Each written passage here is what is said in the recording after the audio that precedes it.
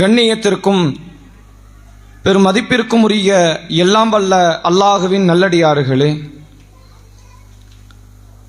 அல்லாஹுடைய பேரருளால் தமிழ்நாடு தௌஹீத் ஜமாத் தூத்துக்குடி மாவட்டம் காயல்பட்டினம் கிளையின் சார்பாக நடைபெற்று கொண்டு வரக்கூடிய அன்னசிகா மகளிர் இஸ்லாமிய கல்லூரியின் பயின்ற மாணவிகளுக்கான சான்றிதழ் வழங்கப்படுகிற இந்த நிகழ்ச்சியில் பெண்ணுரிமை போற்றிய இஸ்லாம் என்கிற தலைப்பின் கீழ் இந்த முஸ்லிம் சமுதாயத்தில் குறிப்பாக இஸ்லாமிய பெண்கள் எவ்வளவு பெரிய பேர் அருளை இந்த மார்க்கத்தின் மூலமாக அறிந்து தன் வாழ்க்கையில் வெளிப்படுத்திக் கொண்டு இருக்கிறார்கள் என்பதை நினைவுபடுத்துவதற்குத்தான் இந்த தலைப்பின் கீழ் உரை நிகழ்த்துவதற்கு நான் பணிக்கப்பட்டு இருக்கிறேன்.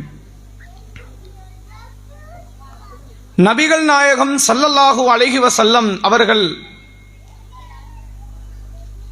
அகிலத்தாருக்கு ஒரு பெரும் அழகிய முன்மாதிரி என்கிற திருமறை குர்ஆன் உலகத்திற்கு பறைசாற்றக்கூடிய வார்த்தையை இந்த ஆண்டு முழுவதும் தமிழகத்தில் இருக்கிற அனைத்து இஸ்லாமிய மக்களுக்கும் இஸ்லாம் அல்லாத மக்களுக்கும் அன்னலாரின் அழகிய முன் உதாரணமிக்க வாழ்க்கைகளை ஒவ்வொரு மாதத்திலும் ஒரு தலைப்பின் கீழ் மக்கள் மத்தியில் கொண்டு போய் சேர்க்கிற ஒரு அஜெண்டாவை கையில் எடுத்து ஏறத்தாழ சில மாதங்களை நாம் கடந்து விட்டோம். நடைபெற்று கொண்டிருக்கிற இந்த ஜூலை மாதம் முழுமையாக பெண்ணுரிமை குறித்து நபிகள் பெருமகனார் ஸல்லல்லாஹு அலைஹி வஸல்லம் அவர்கள்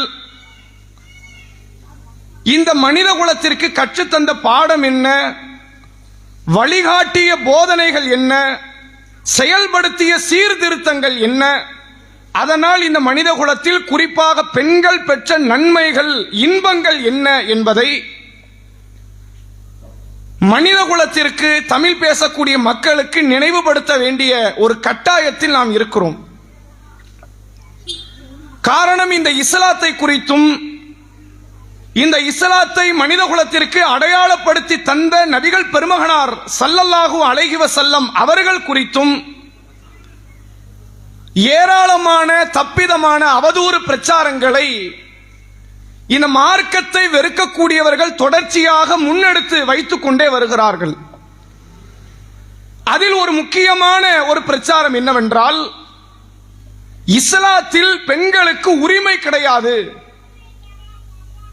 இங்கு வாழக்கூடிய பெண்கள் அவர்களுடைய கல்வியோ வேலை வாய்ப்போ பொருளாதாரத்தை பெற்றுக்கொள்ளக்கூடிய காரியத்திலோ சுதந்திரம் என்பது பறிக்கப்படுகிறது, கடுமையான ஒரு நெருக்கடிகளுக்கு மத்தியில் இவர்கள் தள்ளப்படுகிறார்கள், உலகத்தில் வேறு எந்த சமூக பெண்கள் அடையக்கூடிய பாதிப்புகளை காட்டிலும் இஸ்லாமிய பெண்கள் அடையக்கூடிய பாதிப்புகள் தான் அதிகம் என்ற விஷமத்தனமான ஒரு பிரச்சாரத்தை உலக அளவில் இந்த மார்க்கத்தை வெறுப்பவர்கள் ஒவ்வொரு காலகட்டத்திலுமே இதை வைத்துக் கொண்டு வருகிறார்கள்.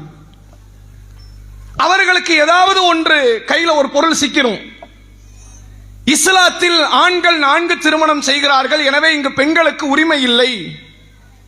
பெண்கள் முக்காடு அணிகிறார்கள், அவர்களால் கல்வி கற்றுக்கொள்வதற்கு வாய்ப்பை இந்த இஸ்லாமிய ஆண்கள் தருவதில்லை. பெண்களுக்கு சொத்துரிமை இல்லை, பெண்களுக்கு பேச்சுரிமை இல்லை, பெண்களுக்கு விவாகரத்து உரிமை இல்லை. மொத்தத்தில் இஸ்லாமிய பெண்கள் அவர்களுடைய குடும்பங்களிலே ஒரு ஜீவராசியை போன்று 5 அறிவு 4 அறிவு உள்ள விலங்குகளை போன்றுதான் பராமரிக்கப்படுகிறார்கள் என்று இவர்கள் தங்களுடைய பிரச்சாரங்களில் முன்னெடுத்து வைக்கிறார்கள்.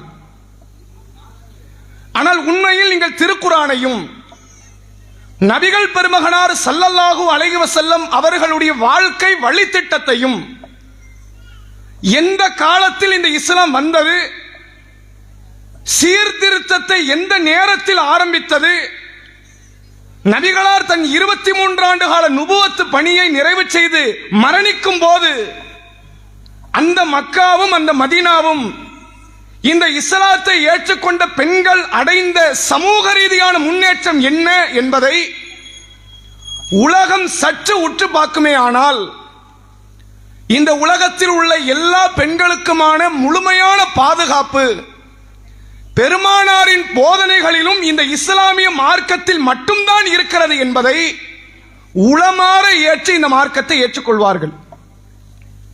இந்த மார்க்கத்தில் உள்ள பெருமானார் சொல்லித் தந்த இந்த பெண்ணியம் தொடர்பான செய்திகளை திட்டமிட்டு இவர்கள் மறைக்கிறார்கள்.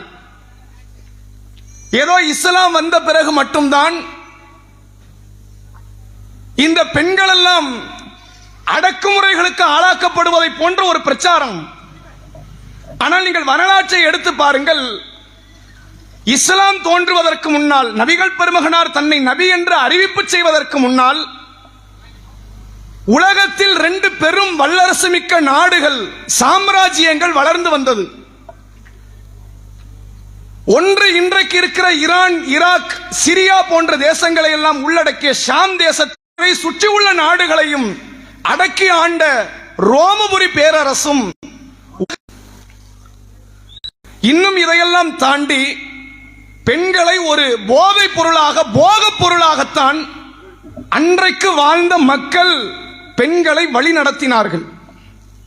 தேவைக்கு பெண்கள், இரவுக்கு பெண்கள். இந்த வார்த்தை மோசமான வார்த்தையாக இருக்கலாம், ஆனால் இதுதான் உலகத்தில் வெவ்வேறு நாடுகளில் வெவ்வேறு வார்த்தைகளை சொல்லி பெண்களை அடிமைப்படுத்தியவர்கள். எந்த அளவிற்கென்றால் தமிழகத்தில், இந்தியாவில் ஒரு குறிப்பிட்ட வகுப்பை சார்ந்த மக்கள், அதில் உள்ள பெண்கள் தங்கள் மேலாடை அணியக்கூடாது என்று சட்டம் இயற்றப்பட்டது. இஸ்லாம் வருவதற்கு முன்னால் இந்த நாட்டில் இதை இல்லை என்று யாராவது மறுக்க இயலுமா? ஒரு வகுப்பை அவர்கள் புறக்கணிக்கிறார்கள். இந்த வகுப்பும் நாங்களும் ஒன்று இல்லை என்ற ஒரு தீண்டாமை கட்டமைக்கிறார்கள். அந்த தீண்டாமையை பெண்களிடத்தில் எப்படி கொண்டு வந்து சேர்க்கிறார்கள் என்றால், மேலாடை உடுத்துவதற்கு வரி கட்ட வேண்டும் என்று சட்டம் போடப்பட்டது இஸ்லாம் அல்லாத இடங்களில். இஸ்லாம் வந்துதான் இதை மாற்றியது, இஸ்லாம் வந்துதான் இந்த அடிமைத்துவத்தை உருவாக்கியது என்ற பேச்சு எவ்வளவு பெரிய பொய் என்பதை நாம் புரிந்து கொள்ள முடிகிறது. இஸ்லாம் என்னதான் செய்தது? மற்றவர்கள் செய்த அதே அடிமைத்தனத்தை ஊக்குவித்ததா? அதை மிக பெருமளவில் வளர்த்தெடுத்ததா? அல்லது அதை அடியோடு அறுத்தெறிந்து பெண்கள் சமுதாயத்தில் ஆண்களுக்கு நிகரானவர்கள் தான் என்பதை சொன்னதா? நபிகள் பெருமகனாரினுடைய ஒற்றை போதனை போதும். ரசூல் ஸல்லல்லாஹு அலைஹி வஸல்லம் அவர்களுடைய மக்காவில் அரபுகுல மக்கள் தங்களுக்கு பெண் பிள்ளைகள் பிறந்தால் உயிரோடு புதைத்து விடுவார்கள் என்பது ஒரு வழிமுறை. அதை தாண்டியும் வளர்க்கலாம். அப்படி வளர்த்தால் அவர்கள் இழிவோடு வளர்க்கணும். குரங்கையும் கழுதையும் பெற்றா இழிவுபடலாம், புள்ளைய பெற்றா இழிவுபடணும், மனித குழந்தை பெற்றால் ஏன் இழிவுபடணும்? ஆனால் தன் வீட்டில் ஒரு பெண் பிள்ளை பிறந்தால் இழிவுபடக்கூடிய அளவிற்கு அந்த சமுதாயம் இருந்தது. இதே காலத்தில் பிறந்தவர் தான் தன்னை நபி என்று அறிவிப்பு செய்வதற்கு முன்பாகவே 4 பெண் பிள்ளைகளை பெற்று அதை வளர்த்து ஆளாக்கியவர் நபிகள் பெருமகனார். தன்னுடைய 40வது வயது தான் ஒரு தூதுவர் என்று அறிவிப்பு செய்த போது ஷிர்க்கை எதிர்த்ததை போன்று வேறு சில பாவங்களுக்கு அதை எதிர்க்க வேண்டும் என்பதை முதல் மூச்சாக செயல்பட்டார்கள் அல்லாஹ்வுடைய ரசூல் அவர்கள். அதில் முக்கியமான ஒன்று, எந்த காரணத்தை கொண்டும் இனி மனித உயிர்கள் கொல்லப்படக்கூடாது. அது குழந்தையோ பெரியவர்களோ, அது ஆணோ பெண்ணோ, கொல்லக்கூடியவன் பெற்றவனோ மற்றவனோ, யாரும் இனி மனித உயிர்களில் கை வைக்க கூடாது என்ற சட்டம் இயற்றினார்கள். அது மட்டுமல்ல, பெண் பிள்ளையே வேண்டாம் என்ற காலகட்டத்தில் வாழ்ந்த அந்த மக்களுக்கு மத்தியில் ஒரு பிரகடனத்தை அறிவிப்பு செய்தார்கள். சஹீஹ் முஸ்லிமிலே பதிவு செய்யப்பட்டு இருக்கிறது, மன் ஆல ஜாரியத்தைனி ஹத்தா தப்லுகா, எந்த தாய் தந்தையருக்கு 2 பெண் பிள்ளைகள் பிறந்து அவர்களை வளர்த்து ஆளாக்கி நல்ல நிலையில் அவர்களை கொண்டு வந்து சேர்க்கிறார்களோ, ஜா யௌமல் கியாமத்தி அன வஹுவ வதம்ம அஸாபிஹு, நானும் அந்த பெற்றோரும் நாளை மறுமை நாளில் இவ்வாறு வருவோம் என்றார்கள் அல்லாஹ்வுடைய ரசூல். 2 விரலை இணைத்து காட்டினார்கள். 2 பொம்பளை பிள்ளையை பெக்கிறது வழிபாடு கிடையாது, அது வழிபாடாது. 2 பொம்பளை பிள்ளையை வளர்க்கிறது வழிபாடாது. ஆனால் அல்லாஹ்வுடைய ரசூல் சொன்னார்கள், 2 பொம்பளை பிள்ளையை பெத்துக்க, அதை வளர்த்து ஆளாக்கி விடு, ஒழுக்கத்தை கல்வியை அந்த பிள்ளைக்கு நீங்கள் கொடுத்து விடுங்கள். மறுமை நாளில் நீங்கள் சொர்க்கம் செல்லக்கூடிய இடத்தில், என்னோடு செல்லக்கூடிய இடத்தில் இருப்பீர்கள் என்றார்கள் அல்லாஹ்வுடைய ரசூல். உலகத்துக்கே இது புதுவிதமான தத்துவம். பொம்பளை பிள்ளைய கொல்லாதேன்னு சொன்ன காலத்தில் கொல்லக்கூடியவர்களுக்கு எதிராக பிரச்சாரம் வெறும் மேம்போக்கில் நடைபெற்றுக் கொண்டிருந்த காலத்தில், இனி கொல்லக்கூடாது, பெண் குழந்தையை கொல்லுவது மனித உயிரை கொன்றதாகத்தான் பார்க்கப்படும் என்று அதை தடை செய்வதோடு, பெண் குழந்தைகளை பெற்றெடுக்க மாட்டோமா, நமக்கு பொம்பளை பிள்ளை கிடைக்காதா என்று ஏங்க வைக்கக்கூடிய அளவிற்கு போதனைகளை செய்தவர் அல்லாஹ்வுடைய ரசூல் ஸல்லல்லாஹு அலைஹி வஸல்லம் அவர்கள். உண்மையில் அந்த போதனை வரவில்லை என்றால், இந்த இஸ்லாத்தை அல்லாஹ் நம்மீது தரவில்லை என்றால், பெருமானார் ஸல்லல்லாஹு அலைஹி வஸல்லம் அவர்கள் நமக்கு வழங்கப்படவில்லை என்றால், அல்லாஹ் சொல்லுகிறான் சூரா அன்பியாவில், வமா அர்ஸல்நாக இல்லா ரஹ்மத்தல் லில் ஆலமீன், நபியே உங்களை அகிலத்தாருக்கு ஒரு அருளாகத்தான் வழங்கி இருக்கிறோம். நீங்கள் சுமையோ சிரமமோ பாதிப்போ கண்ணீரோ கவலையோ இல்லை. நீங்கள் யார்?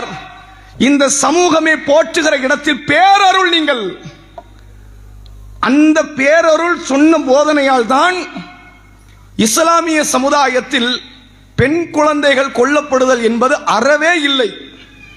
இல்ல அங்கெங்கன்னு 1-2 நடக்குது. மார்க்கம் தெரியாத மடையர்கள் அவர்கள். மார்க்கம் தெரிஞ்ச எவனும் பிள்ளையை கொல்ல மாட்டான். தனக்கு பெண் பிள்ளை இல்லை என்று பொறாமைப்படக்கூடிய அளவுக்கு, அடுத்தவர்களுக்கு இருக்கிறது நமக்கு இல்லையே என்று வேதனைப்படக்கூடிய அளவிற்கு தங்கள் போதனையால், தங்கள் சீர்திருத்தத்தால் ஒரு சமுதாயத்தின் சிந்தனையை உடைத்து மாற்றி அமைத்தவர் அல்லாஹ்வுடைய ரசூல். கொஞ்சம் யோசிச்சு பாருங்க, இந்த போதனை வரல அல்லது ரசூல் தரம் இருக்கிறது. பிளேட்டை தொடக்கூடாது, அவங்களுக்குன்னு தனி செப்பரேட்டா பிளேட் கொடுக்கணும். சாப்பாடெல்லாம் நீ எல்லாம் எடுத்து வைக்க கூடாது, பரிமாறக்கூடாது, நாங்க உனக்கு தடியா தள்ளிடுவோம், நாய்க்கு தள்ளுற மாதிரி. இதான் உண்மை.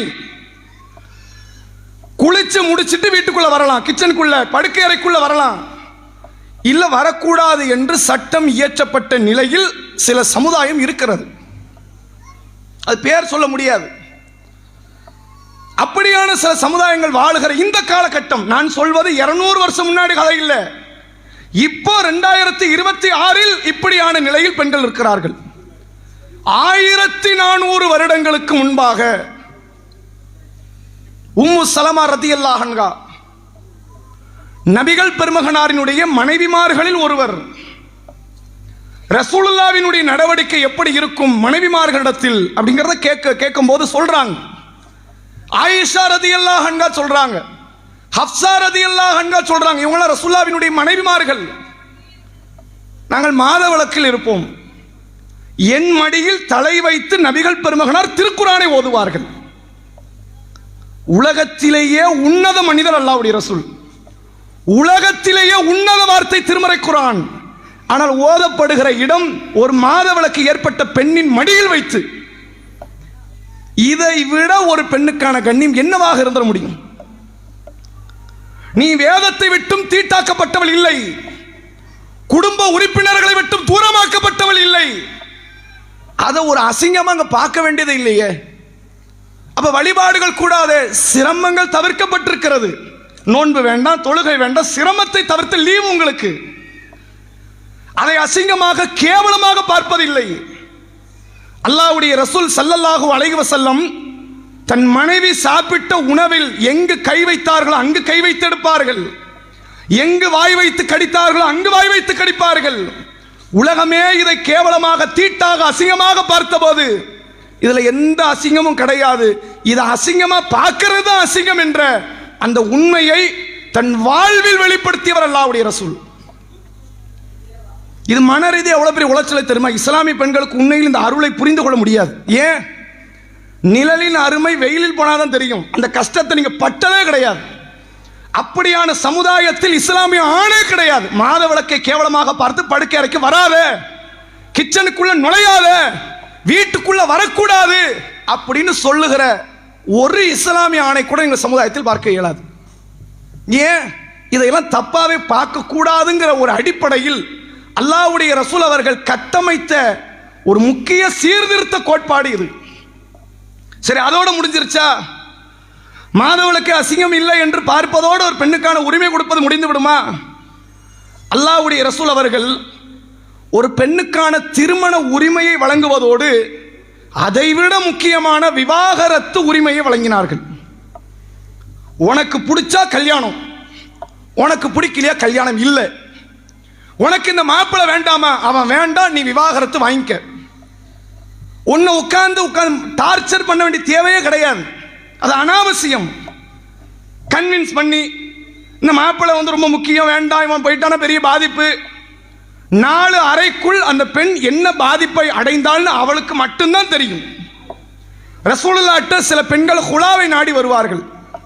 அல்லாஹ்வுடைய தூதரே, இது என் கணவர், நான் இவரோட வாழ விருப்பம் இல்லை, எனக்கு ஹுலா கொடுத்துருங்க, விவாகரத்து பண்ணி வச்சிருங்க. ஏமா, எதுக்குமா? அப்படிலாம் மாப்பிள்ளை விட்டு போயிடாதம்மா, அது பெரிய சங்கடத்தை உனக்கு கொடுத்துரும். உண்மையிலே மாப்பிள்ளை விட்டு போறது ஒரு பெண்ணுக்கு ஒரு சில பாதிப்புகளை தரத்தான் செய்யும், அது மறுக்க இயலாது. ஏனென்றால் அந்த பெண்ணுக்கு மறுமணத்திற்கான வாய்ப்பு கிடைக்குமா? நல்ல பல மாப்பிள்ளைமார்கள் இந்த பெண்ணை தேடி வருவார்களா என்பது கேள்விக்குறி. ஆனா அதை தெரிஞ்சு ஒரு பொம்பளை எனக்கு இவன் வேண்டான்ட்டு வரான்னா உண்மையில் அவள் ஏதோ ஒரு வகையில் பாதிப்பை அடைந்திருப்பாள். நீயா யோசிக்க. வேண்டாம்னா வேண்டாம். ரசூலுல்லாஹ்ட்ட சாபித் இப்னு கைஸ் ரலியல்லாஹு அவர்களுடைய மனைவி வராங்க. எனக்கு என் கணவரினுடைய நற்குணத்தில் எந்த ஒரு குறையும் கிடையாது, நல்ல ஒரு வழிபாடு மிக்கவர், தலை சிறந்த நற்குணவாதி, ஆனால் அவரோடு எனக்கு வாழ விருப்பம் இல்லைன்ட்டாங்க. சில விஷயத்தை மூடலா பேசுறாங்க. ரசூலுல்லாஹ் புரிந்து கொள்கிறார்கள். அவர் உனக்கு மகராக என்ன கொடுத்தாரோ திருப்பி கொடுத்து நீ கிளம்பிருட்டாங்க. முடிஞ்சு போச்சு.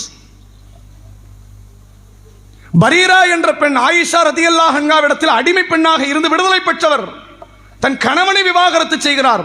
ரசூலுல்லாஹ் சொல்றாங்க, அந்த மாப்பிள்ளையோட சேர்ந்து வாழலாமா? ஒரு சின்ன அறிவுரை, கருத்து. பரீரா கேட்கிறார், இது கட்டளையா கருத்தா? கட்டளைன்னு நீங்களா சொல்ல மாட்டீங்க, படைச்சவன் சொல்லுவான். படைச்சவன் சொன்னா நான் மறுக்க மாட்டேன், எனக்கு பாதிப்பே இருந்தாலும் நான் கட்டிடுவேன், நான் சேர்ந்து வாழ்ந்துருவேன். இது கட்டளையா கருத்தா? இது கருத்து தான், நான் ஏற்க விருப்பம் இல்லைன்ட்டாங்க. ஒரு பெண்ணுக்கு எதுவெல்லாம் சுதந்திரமோ அதையெல்லாம் உருவாக்கி தந்தவர் அல்லாஹ்வுடைய ரசூல். இன்னைக்கு இவன் எதை சுதந்திரம் சொல்றான் தெரியுமா? சோப்பு விளம்பரம் வரும், பார்த்திருக்கீங்களா?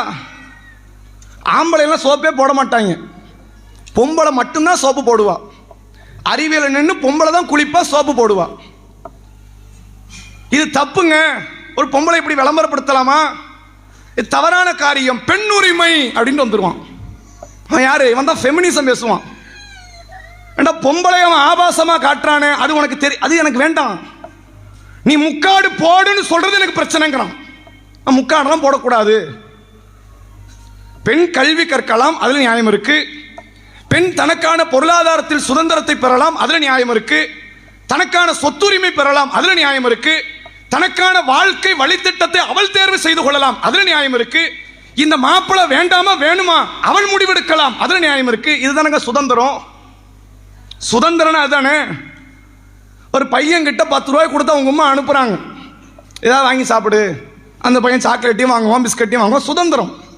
இல்ல 10 ரூபாய்க்கு சிகரெட் கடைக்கு எடுத்து வாயில வச்சுக்கிறேன் அப்படின்னா இது வரம்பு மீறுதல். சுதந்திரம் வேறு, வரம்பு மீறுதல் வேறு. இவன் பெண்ணுக்கு சுதந்திரம் பேசுறான், வரம்பு மீறக்கூடிய காரியத்தில் ஈடுபடுத்துறான். ஆம்பளையும் பொம்பளையும் சமம் அப்படிங்கிறான். கக்கூஸ் லேண்டா 2ஆ பிரிச்சு வச்சிருக்கிறேன்னு கேட்டா பதில் கிடையாது அவன்கிட்ட. நியாயம் தானே? நீ அதுக்கு பதில் கொடுக்கணுமா இல்லையா?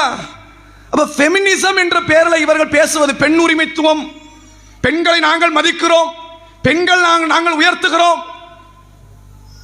இது எதுக்கு தெரியுமா? உலகளாவிய அளவில் விளம்பரத்திற்கான முதல் அடிப்படை கருப்பொருள் பெண்கள். நீங்க இல்லைன்னா எந்த விளம்பரம் ஓடாது. கார் விளம்பரத்துக்கு பொம்பளை வேணும், பைக் விளம்பரத்துக்கு பொம்பளை வேணும், ட்ரெஸ் விளம்பரத்துக்கு பொம்பளை வேணும். ஒரு ஆம்பளை பனியன் போடுறாங்க, அதுக்கு எதுக்கு பொம்பளை? ஆம்பளை பனியன் போடுறதுக்கு பொம்பளை வேணுமா? இவன் மணியனை போட்டு நிற்பான், அவன் பொண்டாட்டி பக்கத்துல வந்து நிற்பானாம். பொம்பளை காட்டலைன்னா இவனுக்கு எந்த பொருளும் விற்க முடியாது. இதுக்கு தடையாக நிற்பது இந்த பெருமானார், இதை தடுப்பது இந்த மார்க்கம். அதான் பார்க்கிறான், அந்த மார்க்கம் பெண் உரிமைக்கு முக்கியத்துவம் தராத மார்க்கம்னு பேர் வைக்கிறான். ஒன்றை அடிப்படையாக புரிந்து கொள்ளுங்கள், நபிகள் நாயகம் ஸல்லல்லாஹு அலைஹி வஸல்லம் அவர்கள் உருவாக்கி கொடுத்த பெண் உரிமைத்துவத்திற்கான அந்த கோட்பாடுகள், சட்டத்திட்டங்கள், சீர்திருத்த பாதைகள், அதை இந்த சமுதாயத்தில் முழு உலகத்தில் வாழுகிற பெண்கள் கடைபிடிப்பார்களே ஆனால் பொருளாதாரத்திற்கும், கற்புக்கும், மானத்திற்கும், உடலுக்கும், உயிருக்கும் முழுமையான பாதுகாப்பை இந்த மார்க்கம், இந்த சட்டத்திட்டம் உருவாக்கி தரும். சில நெருக்கடிகள் இருக்கலாம், கட்டுப்பாடுகள் இருந்தாதாங்க வாழ்க்கையே. கட்டுப்பாடு அற்றது வாழ்க்கை கிடையாது. பிள்ளைகள் நைட்டு வந்தால் 10 மணிக்குள்ள படுத்து தூங்கணும், அது கட்டுப்பாடு. காலையில் இத்தனை மணிக்கு எந்திக்கணும், ஸ்கூலுக்கு போகணும். இல்லை எனக்கு சுதந்திரமே இல்லைன்னு ஒரு பிள்ளை தாய் தந்தை மீது கம்ப்ளைண்ட் பண்ணா அது எவ்வளவு மடத்தனமோ அது மாதிரியான ஒரு மடத்தனம் எங்களுக்கு. ஹிஜாபில் நாங்கள் திறந்து நாங்கள் சுதந்திரத்தை அடைய வேண்டும், நாங்கள் இஷ்டப்படி வாழ்வோம், கற்பு சுதந்திரம் வேண்டும், என்ன வேண்டுமானாலும் செய்வோம். அப்படி ஒரு கழுத கூட்டம் சமீபத்தில் சென்னையில் ஒரு போராட்டத்தை, ஒரு பேரணி நடத்தினார்கள். பரேடு, கழுத பயிலுக, நாங்க எப்படினாலும் வாழ்வோங்கிறோம். எப்படினாலும் வாழ்றது கழுத செய்யறது, குரங்கு செய்யறது, பன்றி செய்வது, இப்படித்தான் வாழ வேண்டும் என்கிற தத்துவ அடிப்படையில் வாழக்கூடிய வாழ்க்கை தான் மனிதன் செய்வது. கறியை சமைச்சு தாங்க சாப்பிடணும், சாப்பிட்டுட்டு போய் அடுப்புல உட்காரக்கூடாது, பைத்தியக்காரத்தனம். இவன் பெண் உரிமைத்துவத்துக்கு இதைத்தான் போதிக்கிறான். இஸ்லாம் என்ன சொல்கிறது என்றால், சில காரியங்கள் சில நெருக்கடிகளை தரும். பெண்களுக்கு மட்டும் தரல, ஆண்களுக்கு தருது. நீ வட்டி வாங்காத, மோசடி செய்யாத, திருடாத, ஏமாத்தாத, உன் தாய் தந்தை கவனி, மனைவிக்கான உரிமையை கொடு, பிள்ளைகளுக்கு. அவனுக்கு எவ்வளவு பெரிய கட்டுப்பாடு தெரியுமா? இல்ல இஸ்லாம் எனக்கு எந்த ஒன்றையும் தரவில்லைன்னு சொன்னா அது எப்படி கட்டுப்பாடை மீறிய, வரம்பு மீறிய காரியமோ. ஹிஜாபை துறப்போம், இஷ்டப்படி நடப்போம் என்று இந்த மார்க்கத்தை மறந்து பெண்கள் செயல்படுவார்களே ஆனால் அது கட்டுப்பாடை மீறிய, வரம்பு மீறிய செயல்தானே ஒழிய அது ஒரு காலமும் சுதந்திரம் ஆகாது. நபிகள் பெருமகனார் உருவாக்கிய சுதந்திரம் சில நேரங்களில், சில இடங்களில் உங்களுக்கு ஒரு கட்டுப்பாடு மிக்க வாழ்க்கையை உருவாக்கும். ஆனால் இதைவிட ஒரு தலை சிறந்த பாதுகாப்பு சூழல் என்பது ஒரு பெண்ணுக்கு ஒருபோதும் ஏற்படாது. ஒரு நடிகை பேட்டி கொடுக்கிறாங்க, நான் கோயிலில் நிற்கிறேன், என்னை ஒரு யானை தள்ளி விட்டு விடுகிறது, தூக்குவதற்கு வந்த 4 ஆண்கள் என் மார்பை பிடித்தான் பேசுறா ஒரு நடிகை. யாரை நம்புவது இங்க சமுதாயத்தில்? இஸ்லாம் தெளிவாக சொன்னது, ஒரு பெண்ணை ஒரு ஆம்பளை தொடறதுக்கு அனுமதியே கிடையாது. இவன் சொல்றான், இல்ல ஆம்பளையும் பொம்பளையும் ஒண்ணுதானேங்கிறான். ஒண்ணுன்னு எதில் சொல்லணும்? கல்வியில சொல்லணும். ஒண்ணுன்னு எதில் சொல்லணும்? கொடுக்கப்படுகிற பாதுகாப்புல சொல்லணும். உடல் அமைப்பிலும் உடல் கிளர்ச்சியிலும் ஒன்று என்று சொல்லக்கூடாது. இல்ல, இஸ்லாமிய மார்க்கம் அந்த தத்துவத்தை தான் இந்த மனித குலத்துக்கு சொல்கிறது. குறிப்பாக நபிகள் பெருமகனார் உண்டாக்கிய ஒவ்வொரு போதனைகளும் இந்த சமூகத்திற்கான மிகப்பெரிய ஒரு மறுமலர்ச்சிக்கான ஒரு மாற்றங்கள். ஆனால் பெருமானாரை வெறுமனே ஒரு மத தலைவராக, சமூக தலைவராக பார்க்கிறார்கள். ஆனால் தத்துவ ரீதியாக உலகத்தில் வந்த அத்தனை தத்துவ ஞானிகள் சொன்ன அத்தனை போதனையை காட்டிலும் தலை சிறந்த போதனையை வெளிப்படுத்தி, அதை வாழ்வியல் படுத்தி, அதை நடைமுறைப்படுத்தி ஒரு பெரும் சமுதாயத்தை உருவாக்கி காட்டிவிட்டு மரணித்தவர் அல்லாஹ்வுடைய ரசூல்.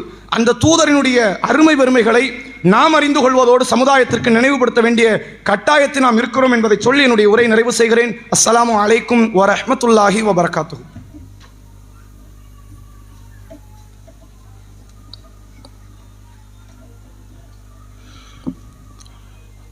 அடுத்ததாக தமிழ்நாடு தௌஹீத் ஜமாத் தணிக்கை குழு தலைவர் சகோதரர் MS சுலைமான் அவர்கள் மார்க்க கல்வியின் அவசியம் என்ற தலைப்பின் கீழ் உரை நிகழ்த்துவார்கள்.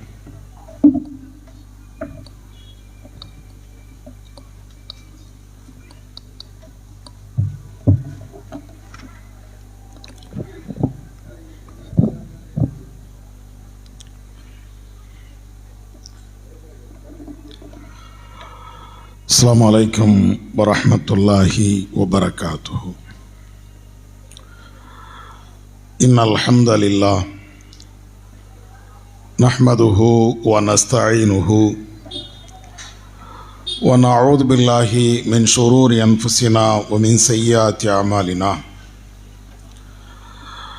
மன் யஹ்திஹில்லாஹு ஃபலா முதில்ல லஹு வ மன் யுத்லில்ஹு ஃபலா ஹாதிய லஹு. அஷ்ஹது அல்லா இலாஹ இல்லல்லாஹ் வஹ்தஹு லா ஷரீக லஹு وأشهد أن محمدا عبده ورسوله أما بعد أعوذ بالله من الشيطان الرجيم بسم الله الرحمن الرحيم يا أيها الناس اتقوا ربكم الذي خلقكم من نفس واحدة وخلق منها زوجها وبث منهما رجالا كثيرا ونساء واتقوا الله الذي تساءلون به والأرحام إن الله كان عليكم رقيبا اللهم صل على محمد وعلى آل محمد كما صليت على إبراهيم وعلى آل إبراهيم إنك حميد مجيد اللهم بارك على محمد وعلى آل محمد كما باركت على إبراهيم وعلى آل إبراهيم إنك حميد مجيد. கண்ணியம் நிறைந்த எல்லாம் வல்ல ஏக இறைவனின் நல்லடியார்களே, வல்ல அல்லாஹுவின் பேரொருளால் அந்நசீஹா மகளிர் இஸ்லாமிய கல்வியகத்தினுடைய பட்டம் பெறும் நிகழ்ச்சியிலே திரளாக நாமெல்லாம் பங்கு பெற்று இருக்கிறோம். இந்த நல்ல சந்தர்ப்பத்திலே மாணவிகளுக்கும் அவர்களை பெற்றெடுத்த பெற்றோர்களுக்கும் சமுதாயத்தில் வாழுகின்ற அனைத்து தரப்பு மக்களுக்கும் சொல்ல வேண்டிய சில முக்கியமான செய்திகள் இருக்கிறது. அந்த செய்திகளை சொல்ல வேண்டும் என்பதற்காக மார்க்க கல்வியின் அவசியம் என்ற ஒரு தலைப்பை எனக்கு வழங்கியிருக்கிறார்கள். நம்முடைய இஸ்லாமிய மார்க்கம் எவ்வளவு உயர்வானது என்பதனை ஒவ்வொரு மனிதரும் வாய் வழியாக சொல்கிறோம். உலகத்தில் கோடான கோடி இஸ்லாமியர்கள் இன்றைக்கும் வாழுகிறார்கள். அத்தனை இஸ்லாமியர்களும் தங்கள் ஏற்றுக்கொண்டு இருக்கக்கூடிய அந்த ஏக இறைவனை, இறை தூதரை, மார்க்க சட்டங்களை அதுதான் தலை சிறந்தது என்று அனைவர்களும் தன்னுடைய வாயினால் சொல்வார்கள். ஆனால் வாழ்க்கையில் யாராவது கடைபிடிக்கிறார்களா? அந்த சட்டதிட்டங்களை முறையாக படித்து இருக்கிறார்களா? திருமறை குர்ஆன் எங்களுடைய உயிரினும் மேலானது என்று பேசக்கூடியவர்கள் குர்ஆனுடைய பல்வேறு தகவல்களை, அதில் சொல்லப்பட்டு இருக்கக்கூடிய செய்திகளை இவர்கள் வாசித்திருப்பார்களா என்றால் நிச்சயமாக இல்லை.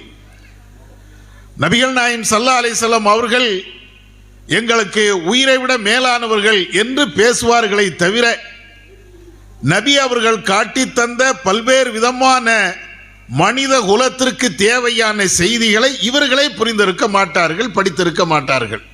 இதுதான் யதார்த்தமான உண்மை. இதை புரிய வைப்பதற்கும் இந்த கால சூழ்நிலைகளில் மார்க்க கல்வி என்பது ஆணுக்கும் பெண்ணுக்கும் எவ்வளவு அவசியமானது என்பதனையும் தெரிவதற்குத்தான் இந்த தலைப்பு எனக்கு வழங்கப்பட்டு இருக்கிறது. அன்பு மிகுந்த சகோதரர்களே, தாய்மார்களே, முதல்ல இன்னைக்கு இருக்கக்கூடிய கால சூழ்நிலைகளை உங்களுடைய நினைவுக்கு சில செய்திகளை சொல்லலாம் என எண்ணுகிறேன். ஒரு 1000-2000 வருடங்களுக்கு முன்பு இதே மனித குலம் இருந்தது. நமக்கு முன்னோருடைய முன்னோர்கள் இப்படி நீங்கள் பார்த்து கொண்டே இருந்தீர்கள் என்றால் பல ஆண்டு காலமாக, நூற்றாண்டு காலமாக இந்த மனித சமுதாயம் அப்படி வாழையடி வாழையாக வந்துகிட்டே இருக்கிறாங்க. ஆனா ஒரு நேரத்தில் அடுத்த வீட்டில் நடக்கக்கூடிய பிரச்சனையே தெரிய வேண்டும் என்றால் அவன் அந்த பிரச்சனை நடக்கக்கூடிய இடத்திற்கு செல்ல வேண்டும். அங்கு நடக்கக்கூடிய பல்வேறு விஷயங்களை இவன் கண்கொண்டால் பார்க்க வேண்டும்.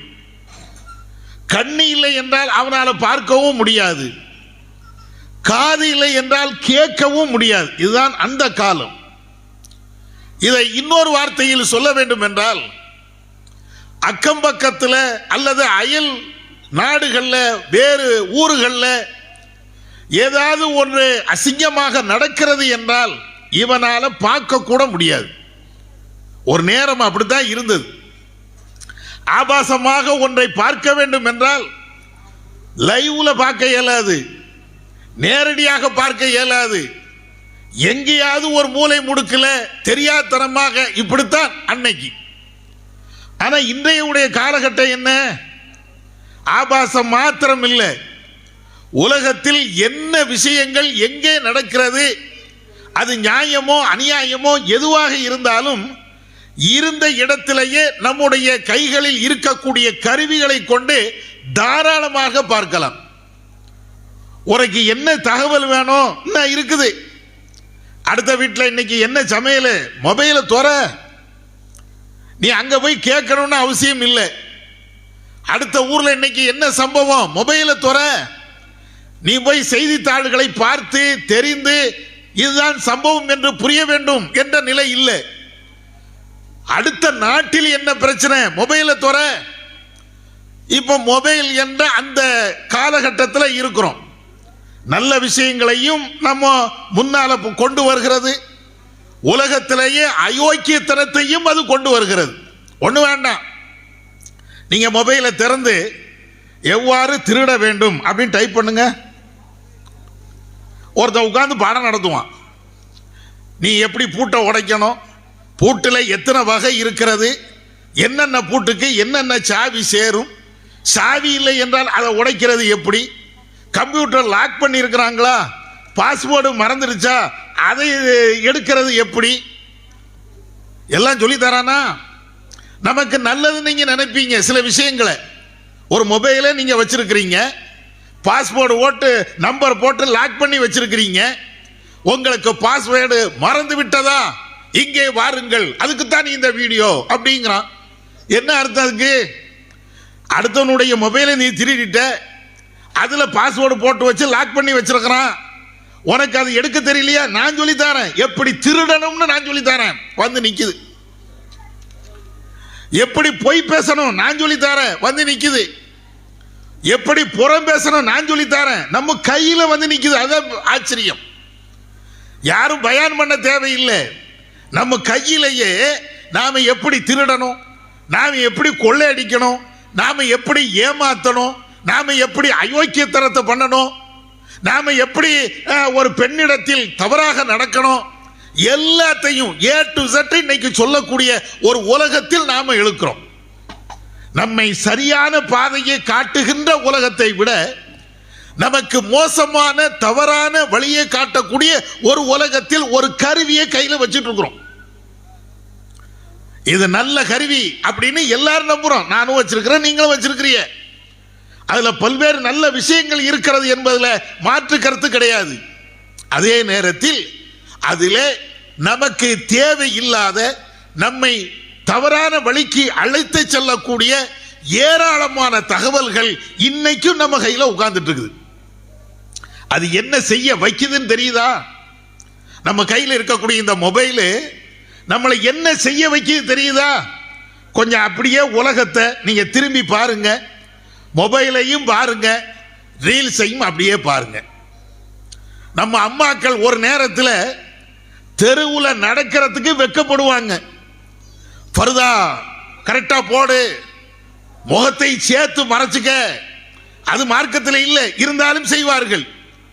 ஆண்களுடைய குரலை கேட்டக்கூடாது, ஆண்களுடைய அந்நிய ஆண்களுடைய பேச்சு சப்தம் உன் காதுல விழுந்துடக்கூடாது, ஏன்னா அவ்வளவு பேணிக்கையா அப்படிலாம் இருந்தாங்க. இஸ்லாத்தில் இல்லை. ஆனாலும் இப்படியெல்லாம் தேவையில்லாத பேணிக்கு, தேவையான பேணிக்கு அப்படி இருந்தாங்க. இன்னைக்கு ரீல்ஸ் மோகம் வந்ததற்கு பின்னால், இந்த மொபைல் மோகம் வந்ததற்கு பின்னால், அதே பர்தா போட்ட பெண்ணு தான் அதே மாதிரி தெருக்கல்ல நாணத்தோடு வெக்கத்தோடு நடந்த அந்த பெண்ணு தான் இன்றைக்கு பர்தாவை கழட்டி விட்டு என்னையும் பார், என் அழகையும் பார் என்று டான்ஸ் ஆடி வீடியோ எடுத்து இந்த உலகத்தில் இருக்கக்கூடிய அந்நிய ஆண்கள் எவ்வளவு பேர் இருக்கிறாங்களோ எல்லாரும் பார். இவனா ஒருத்தன் போய் அதில் கமெண்ட் பண்ணி நீ ஒரு முஸ்லீம் பெண்ணு தானே, இப்படி எல்லாம் டான்ஸ் ஆடலாமா அப்படின்னு கேட்டா அவனை கொத்தி கொதறி மனித இனமே இல்லை என்ற அளவிற்கு அவனை சின்ன பின்னமாக பேசுகின்ற கமெண்ட் போடுகின்ற நிலையத்தான் நீங்க பார்க்கலாம். எங்க உட்கார்ந்துட்டு இருக்கிறோம், இது என்னமோ அங்க ஒண்ணு இங்க ஒண்ணு நடக்கணும் மட்டும் நீங்க நினைக்காதீங்க, எல்லா இடத்திலும் தான் நடக்கிறது. நீங்க இன்னைக்கு ஃபுர்கா போட்ட பெண்களா இருக்கட்டும், ஃபர்தா போடாத பெண்களா இருக்கட்டும், இஸ்லாமிய பெண்கள் ரீல்ஸ் வெளியிடாத ஒரு ஒரு ஒரு தெரு உண்டு, ஒரு ஊர் உண்டு அப்படின்னு சொல்ல முடியுமா? எல்லா இடத்திலேயும் தன்னுடைய அவயங்களை, தங்களுடைய முக மற்ற அலங்காரங்களை எல்லாத்திலையும் ரீல்ஸ் மோகத்தில் இன்னைக்கு இப்படி போய்கிட்டே இருக்கிறாங்க. என்ன, எனக்கு 4 கமெண்ட்ஸ் வேணும், 4 பேர் லைக் பண்ணணும், நீ அழகா இருக்கிற என்று எவராவது ஒருத்தன் பேசணும். இதுக்காக வேண்டிய இவ்வளவு பாரதூரமான மானத்தையே இழக்கக்கூடிய ஒரு காரியம் இன்னைக்கும் நடக்கா இல்லையா? ஒரு நேரத்தில் ஏதாவது ஒரு பெண் ஆடுனா அதை ஒரு மாதிரியா பார்த்தோம். இன்னைக்கு ஒரு பெண் அல்ல, 2 பெண் அல்ல, ஆயிரக்கணக்கான பெண்கள் ஃபர்தாவை போட்டுக்கொண்டு அல்லது ஃபர்தா இல்லாம ஆபாசமாக பேசுவது, அசிங்கமாக பேசுவது, அசிங்கமான நடவடிக்கைகளில் ஈடுபடுவது, டான்ஸ், கும்மாளம் எல்லாம் எந்த ஜமாத்தும் கேட்கறது இல்லை, எந்த ஆலிம் சாக்களும் இதை பத்தி பேசுறது இல்லை. எந்த அளவுக்கு இன்னைக்கு மாறி போய் விட்டது என்றால், இந்த ரீல்ஸ் ஒரு பக்கம் இருக்கட்டும், இப்போ உள்ள திருமணத்தை எல்லாம் பார்த்திருக்கீங்கல்ல, இப்ப நடக்கக்கூடிய திருமணம் எல்லாம் உங்க கண்ணு முன்னால நிக்கா. ஒரு சில தௌஹீத்வாதிகள் கல்யாணத்துக்கு போறது இல்லை, அதனால உங்களுக்கு தெரியாம இருக்கலாம். தெரியாம இருந்தாலும் சில ரீல்ஸை வீடியோவை நீங்க பாருங்க. ஒரு நேரத்தில் கல்யாணம் எப்படி நடக்கும், மணப்பெண்ணு அவங்க வீட்டுக்குள்ளே இருப்பாங்க, மணமகன் மாத்திரம் தான் ஸ்டேஜுக்கு வருவார், அங்கே உட்கார்ந்துட்டு ஆலிம்சா எதையா சொல்லி கொடுப்பாரு, அள்ளி பைனமா ஓதுவார், அப்படியே போயிடுவாங்க. இது ஒரு மாதிரியா இருந்துச்சு. கல்யாண மண்டபம் வந்துச்சு. கல்யாண மண்டபம் வரும்போதும் கூட முஸ்லீம்கள் நடத்தக்கூடிய திருமணத்தை ஆணும், அதாவது மணமகனும் மணப்பெண்ணும் ஒரு சபையில கூட வைக்க மாட்டாங்க. அந்த பெண்ணை ஒரு ஓரமா வச்சிருவாங்க, அதை சுற்றி பெண்கள் இருப்பாங்க, ஆண் மாத்திரம் தான் அந்த சபைக்கு வருவார். இப்படி எல்லாம் இருந்தது. இன்னைக்கு அப்படி இல்லை. எப்படி நடக்குது கல்யாணம்? நான் மற்ற மதத்தவர்கள் நடத்தக்கூடிய கல்யாணத்தை பத்தி பேசல, நம்ம சமுதாயம் நடத்தக்கூடிய திருமணம்.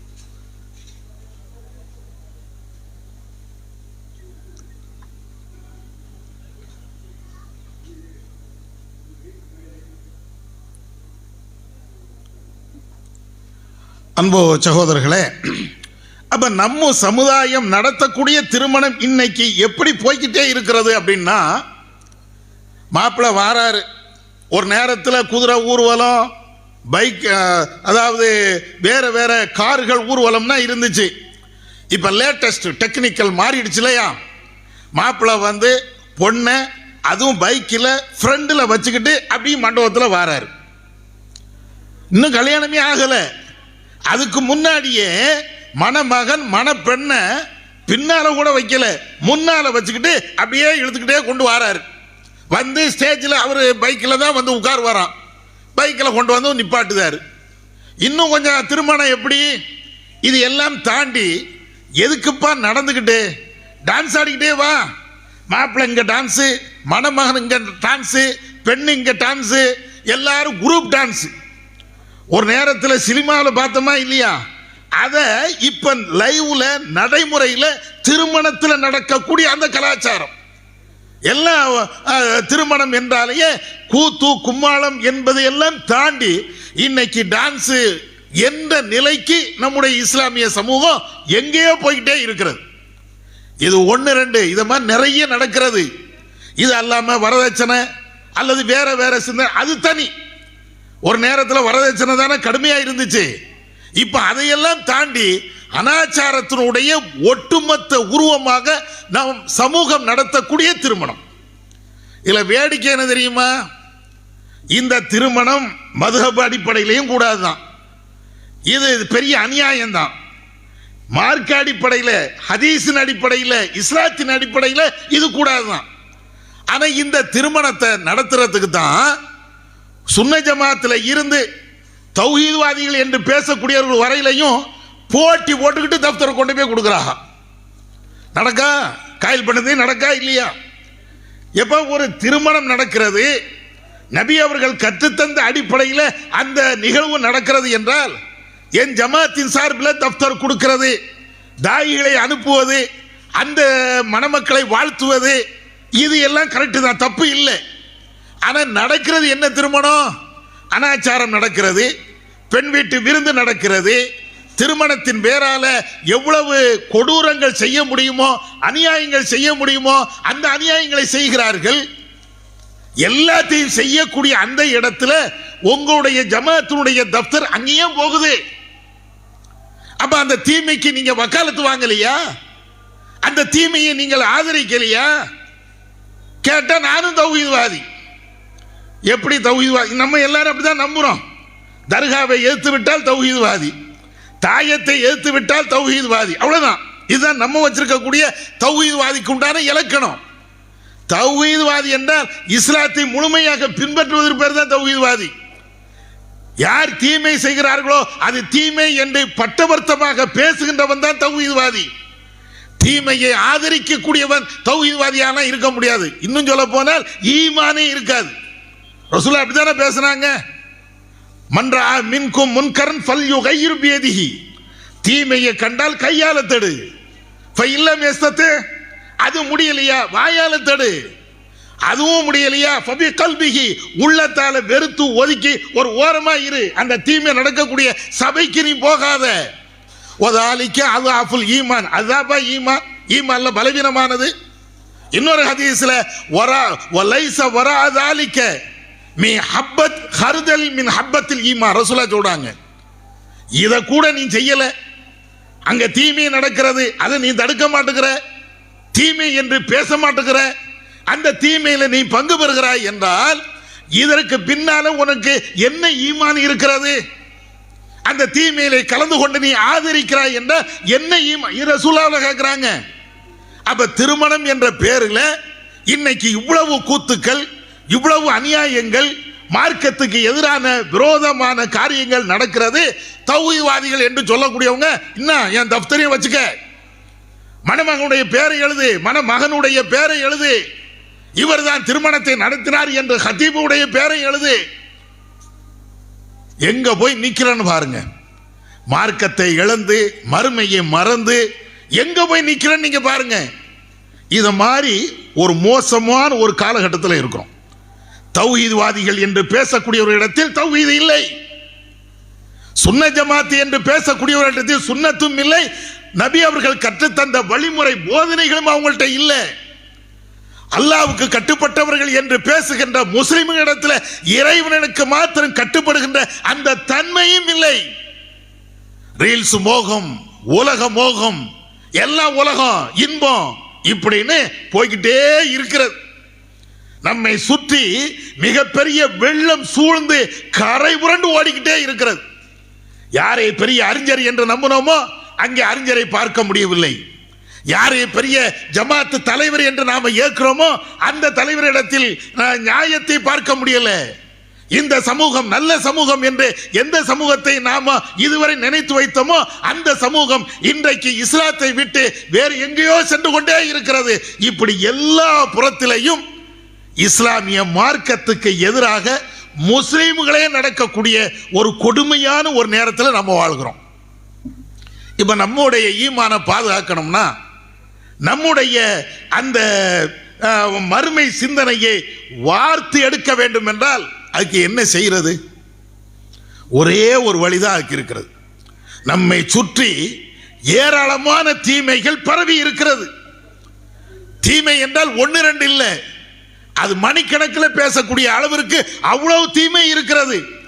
குறைஞ்சபட்சம் ஏன் ஈமான நான் பாதுகாக்கணும், என்னுடைய மனைவியுடைய ஈமான பாதுகாக்கணும், பிள்ளைகளுடைய ஈமான, குடும்பத்தாருடைய ஈமான பாதுகாக்க, இதுக்கு என்ன செய்வீங்க? இந்த தீமை நடக்குது அப்படின்னு சொல்லிக்கிட்டே இருந்தா பத்துமா? அதையெல்லாம் தாண்டி முதல்ல என்னுடைய ஈமானை பாதுகாக்க வேண்டும் என்றால் இறைவனை பற்றி உள்ள, இறைவன் தந்து இருக்கக்கூடிய வஹி செய்திகளை முதல்ல படிக்கணும். அல்லாஹ் குர்ஆன்ல அழைப்பு விடுகிறான், வலக்கத் யஸ்ஸர்னல் குர்ஆன லிذிக்ர் ஃபஹல் மின் முத்தக்கிர். எப்பா இந்த மார்க்க சட்டத்தை குர்ஆனை நீ படிக்கிறதுக்காக, நீ புரிந்து கொள்வதற்காக ரொம்ப லேசாக நான் வச்சிருக்கிறேன். உங்களை யாராவது படிக்க தயாரா? குர்ஆனை மார்க்க சட்டத்தை படிப்பதற்கு உங்களை யாராவது ரெடியா இருக்கிறீங்களா? உங்களையும் என்னையும் உலகத்தையும் படைத்த ரப்புல் ஆலமீன் பேசுகிறான். இந்த குர்ஆனுடைய சட்டம், மார்க்க சட்டம் அவ்வளவு எளிமையானது. உன்னுடைய ஸ்கூல் புத்தகத்தை போன்ற அல்ல, கணித பாடங்களை போன்ற அல்ல, அறிவியல் பாடங்களை போன்ற அல்ல. சில பேருக்கு புரியும், சில பேருக்கு புரியாம இருக்குமே, அத மாதிரி அல்ல இந்த மார்க்க சட்டம். வலக்கத் யஸ்ஸர்னல் குர்ஆன், இந்த குர்ஆனை அவ்வளவு எளிமையாக வச்சிருக்கிறேன். உனக்கு மிகப்பெரிய அறிவு இருந்தால் தான் இந்த குர்ஆனை படிக்க முடியும். அது கிடையாதுப்பா. நீ பெரிய அறிவாளியாக இருந்து பார், சராசரி அறிவாக இருந்து பார், ஒரு பெரிய சிந்தனை இல்லாதவனாக இருந்து பார், யாராக இருந்தாலும் இந்த குர்ஆன் உனக்கு லேசு. இந்த சட்டத்தை படிக்கிறது அவ்வளவு லேசு. யாருக்குங்க குர்ஆனுடைய சட்டம் புரியல? சொல்லுங்க பாப்போம். குர்ஆனுடைய சட்டம் எனக்கு புரியலன்னு யாரு சொல்லுவா? ஒரே ஒருத்தன் தான் சொல்ல முடியும். ஓமை யர்கப் அன் மில்லத்தை இப்ராஹிம இல்லா மன் சஃபிஹ நஃப்ஸா. தன்னைத்தானே எவன் முட்டாள் என்று, மூடன் என்று பட்டம் கொடுத்து கொண்டானோ அவன்தான் இந்த இப்ராஹிம் நபியை புறக்கணிப்பான் என்று இறைவன் சொல்றானே. மார்க்க சட்டத்தை முட்டாள் தான் புறக்கணிக்கணும். முட்டாள்னா யாரு? எனக்கு மார்க்கத்தை படிக்கவே மாட்டேன், இஸ்லாத்தை எனக்கு தேவையும் இல்லை அப்படின்னு ஒதுங்கி இருக்கிறானா இல்லையா? அவனை தவிர பாக்கி எல்லாத்துக்கும் வழங்குங்கிறான்ல, அனைவர்களுக்கும் வழங்கும். ரொம்ப லேசா ஆக்கி வச்சிருக்கிறேன். மார்க்க சட்டத்தை நீங்க படிக்க நீங்க கொஞ்சம் நேரத்தை ஒதுக்கி பாருங்க, நம்ம கையை பிடிச்சிட்டு அப்படியே இழுத்துட்டு போவோங்க. இந்த குர்ஆன் இருக்க நமக்கு தெரியல, படிக்கல, அதன் பக்கம் நம்ம நெருங்காம உட்கார்ந்துட்டு இருக்கிறோம். ஹதீஸை நம்ம ஏறெடுத்து கூட பார்க்கல. அந்த ஹதீஸை நீங்க அப்படியே படிச்சுக்கிட்டே போங்க, அப்படியே நம்ம கையை பிடிச்சிக்கிட்டு அப்படியே கொண்டு போங்க. பக்கத்தில் எவ்வளவு அநியாயங்கள், எவ்வளவு அக்கிரமங்கள், எவ்வளவு தீமைகள் இருந்தாலும் நம்ம கையை பிடித்து கொண்டு சொர்க்கத்துக்கு அழைத்து செல்லும். இதை நான் சொல்லல, நபிகள் நாயகம் ஸல்லல்லாஹு அலைஹி வஸல்லம் அவங்க சொல்லி தராங்க. மன் சலக தரீகன் யல்தமிசு. ஒரு மனிதன் இந்த தீனை, இந்த மார்க்கத்தை படிப்பதற்காக நடந்து செல்கிறான் என்றால் அவனுக்கு சொர்க்கத்தினுடைய பாதையை நாம் லேசாக ஆக்கி தருகிறோம். ரொம்ப லேசு. நீ படிக்க மட்டும் வா, ஒரு சின்ன முயற்சி மாத்திரம் நீ எடு, ஒரு சின்ன துரும்பை படிப்பதற்காக வேண்டி நீ போடு, அவ்வளவுதான்.